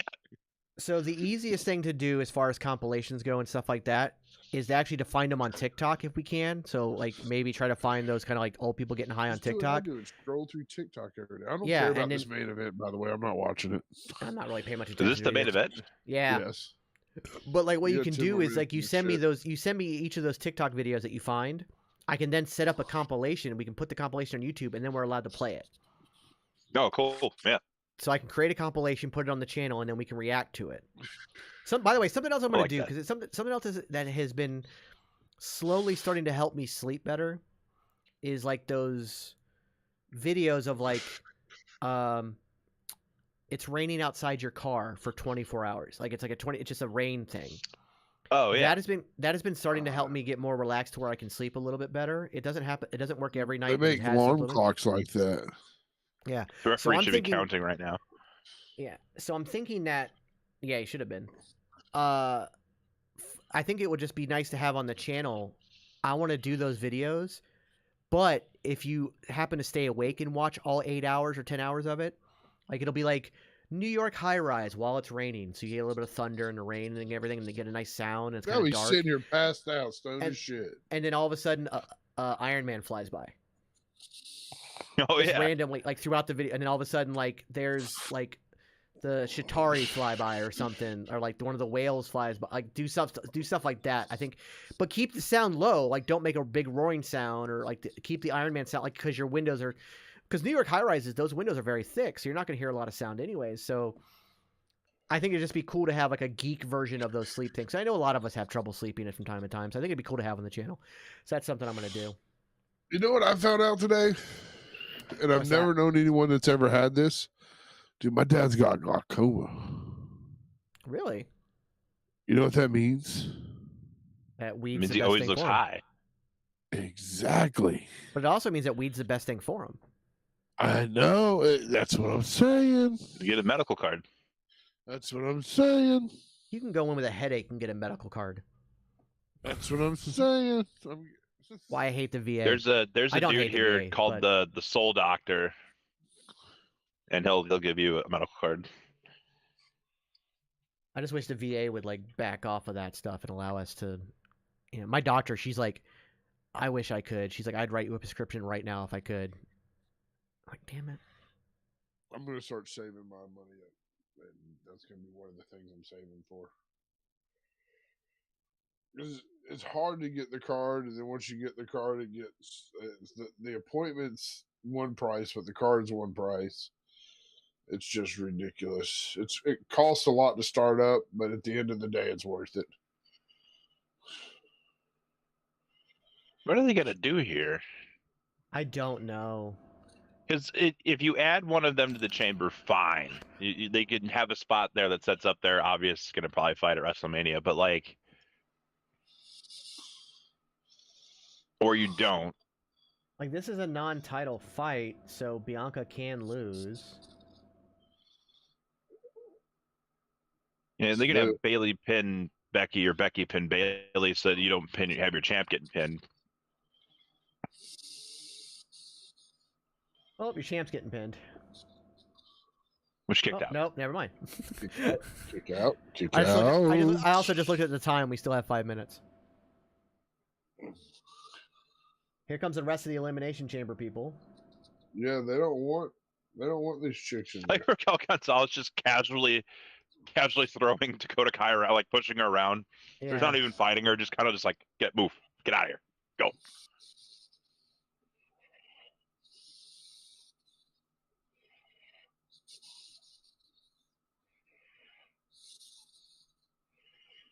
I don't understand this. I don't understand what's going on, and it's hurting my head and confusing me. Make it make sense.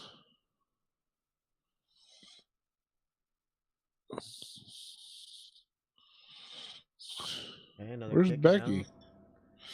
She got pushed into a. She got taken out by damage control. Yeah, damage control pushed her into the post and supposedly knocked her out.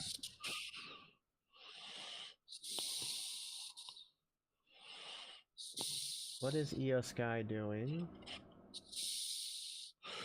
Getting her up so homegirl can manhandle slam her ass.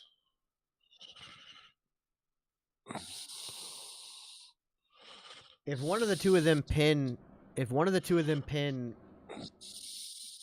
Bianca, I'm gonna think that they're gonna win the chamber. Yeah. Which I don't want. I want Asuka to win it. Yeah. It needs to be a heel though, so if it's gonna be Asuka or Bailey.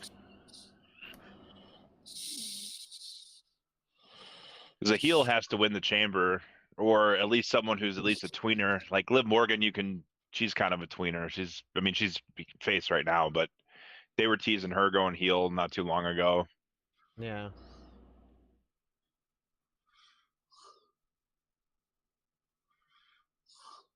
Oh, what I was saying about Bianca Belair earlier, though, is that she is someone who is going to get stuck in a perpetual face gimmick and not be able to get out of it because of all the her like PR work is a lot like Cena's.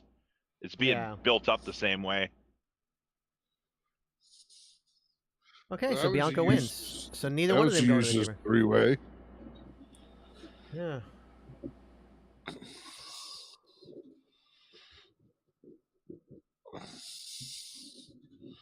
Yeah, you can't point to the WrestleMania sign. Well, yeah, I guess you can because this locks it in that you're going to be going to WrestleMania to face whoever wins the chamber.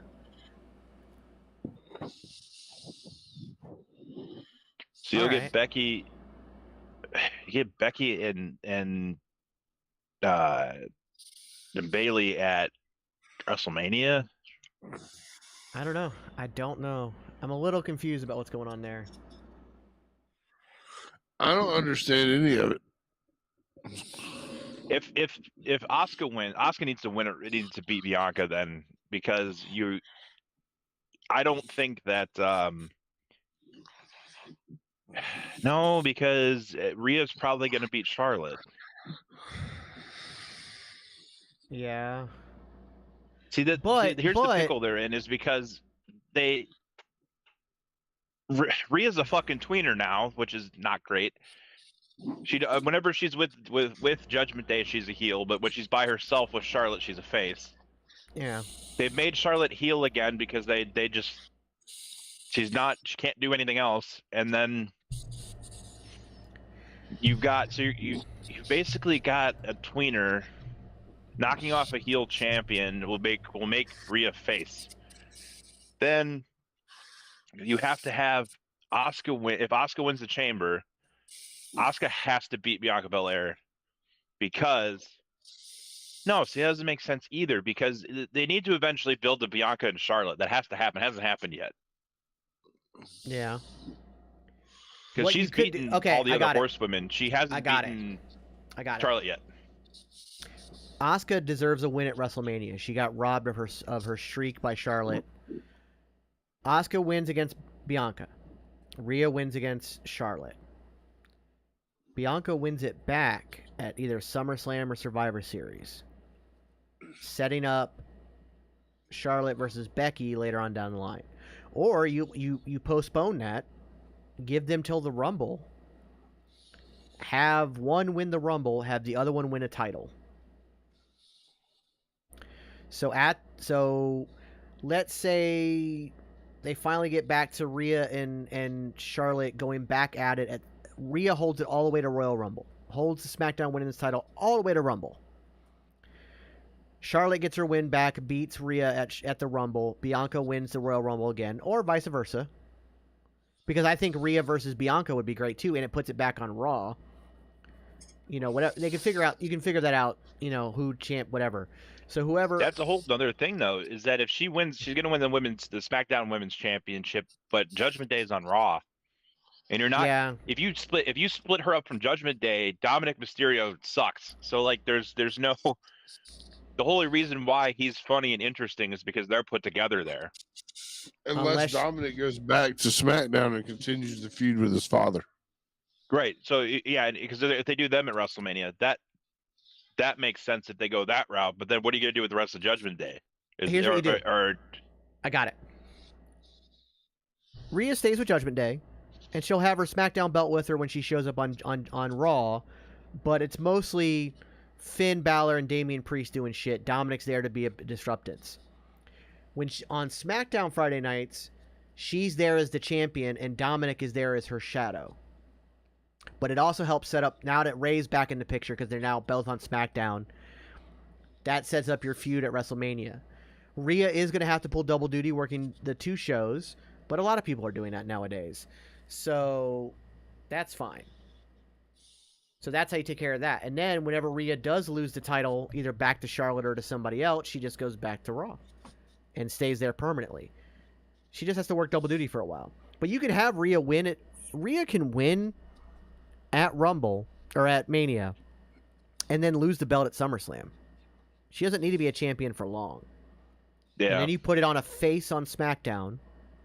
Asuka can run with the Raw belt and be a dominating heel champion till the Rumble. Charlotte goes on and wins the Rumble. I know we don't want that, but it'll help set up the WrestleMania. Bianca faces Asuka at Rumble, beats Asuka, gets her title back. Charlotte decides to go after Bianca, and that sets up Bianca versus Charlotte for next year's WrestleMania. So there's a way around it. I don't write for them, so I don't know, but there are ways around it. So that'll work. It'll work. Yeah. All right, ladies and gentlemen, that is going to do it for us today. I hope you guys appreciated our breakdown of the Flash trailer, as well as a little bit of Raw, a little bit of tease of the new Punk Driver show coming to Monday nights. We're going to be getting. It'll have a different backdrop. It'll have a different look, but it'll be really, really cool. So make sure you check that out. Also, don't forget to hit up all of our bios and whatnot on Twitch and on TikTok and Instagram and all that stuff. There's merch available. We didn't push it at all tonight, but it's fine. Go get the merch. It'll be a lot of fun. It'll help us all out. It helps the channel grow. Please like, subscribe, all the stuff you got to do on social media. You know how to handle it. You know how to do it. Thoughts and prayers and good wishes and everything to a final resolution to this whole MSU nonsense going on, and that these people are taken care of and arrested or taken out if necessary. I don't want anybody else to die, but if they have to, they have to. You know how these things go. But hopefully it can be resolved up pretty quickly. That's going to do it for the show. For Ginger Ninja, for Comic Punk Guy, I am Super Beard. Thank you guys so much, and tune in tomorrow. Wrestling with Toxicity. I don't know. We're going to do our Elimination Chamber predictions and then have an NXT watch along. So make sure you tune in for that. It'll be on twitch.tv/thegeeksandnoobs, youtube.com/TGN Networks, facebook.com/The Geeks and Noobs Podcast, and it'll be on twitch.tv/Panda Wrestling Company. So all of that, make sure you tune in, and we will see you guys tomorrow.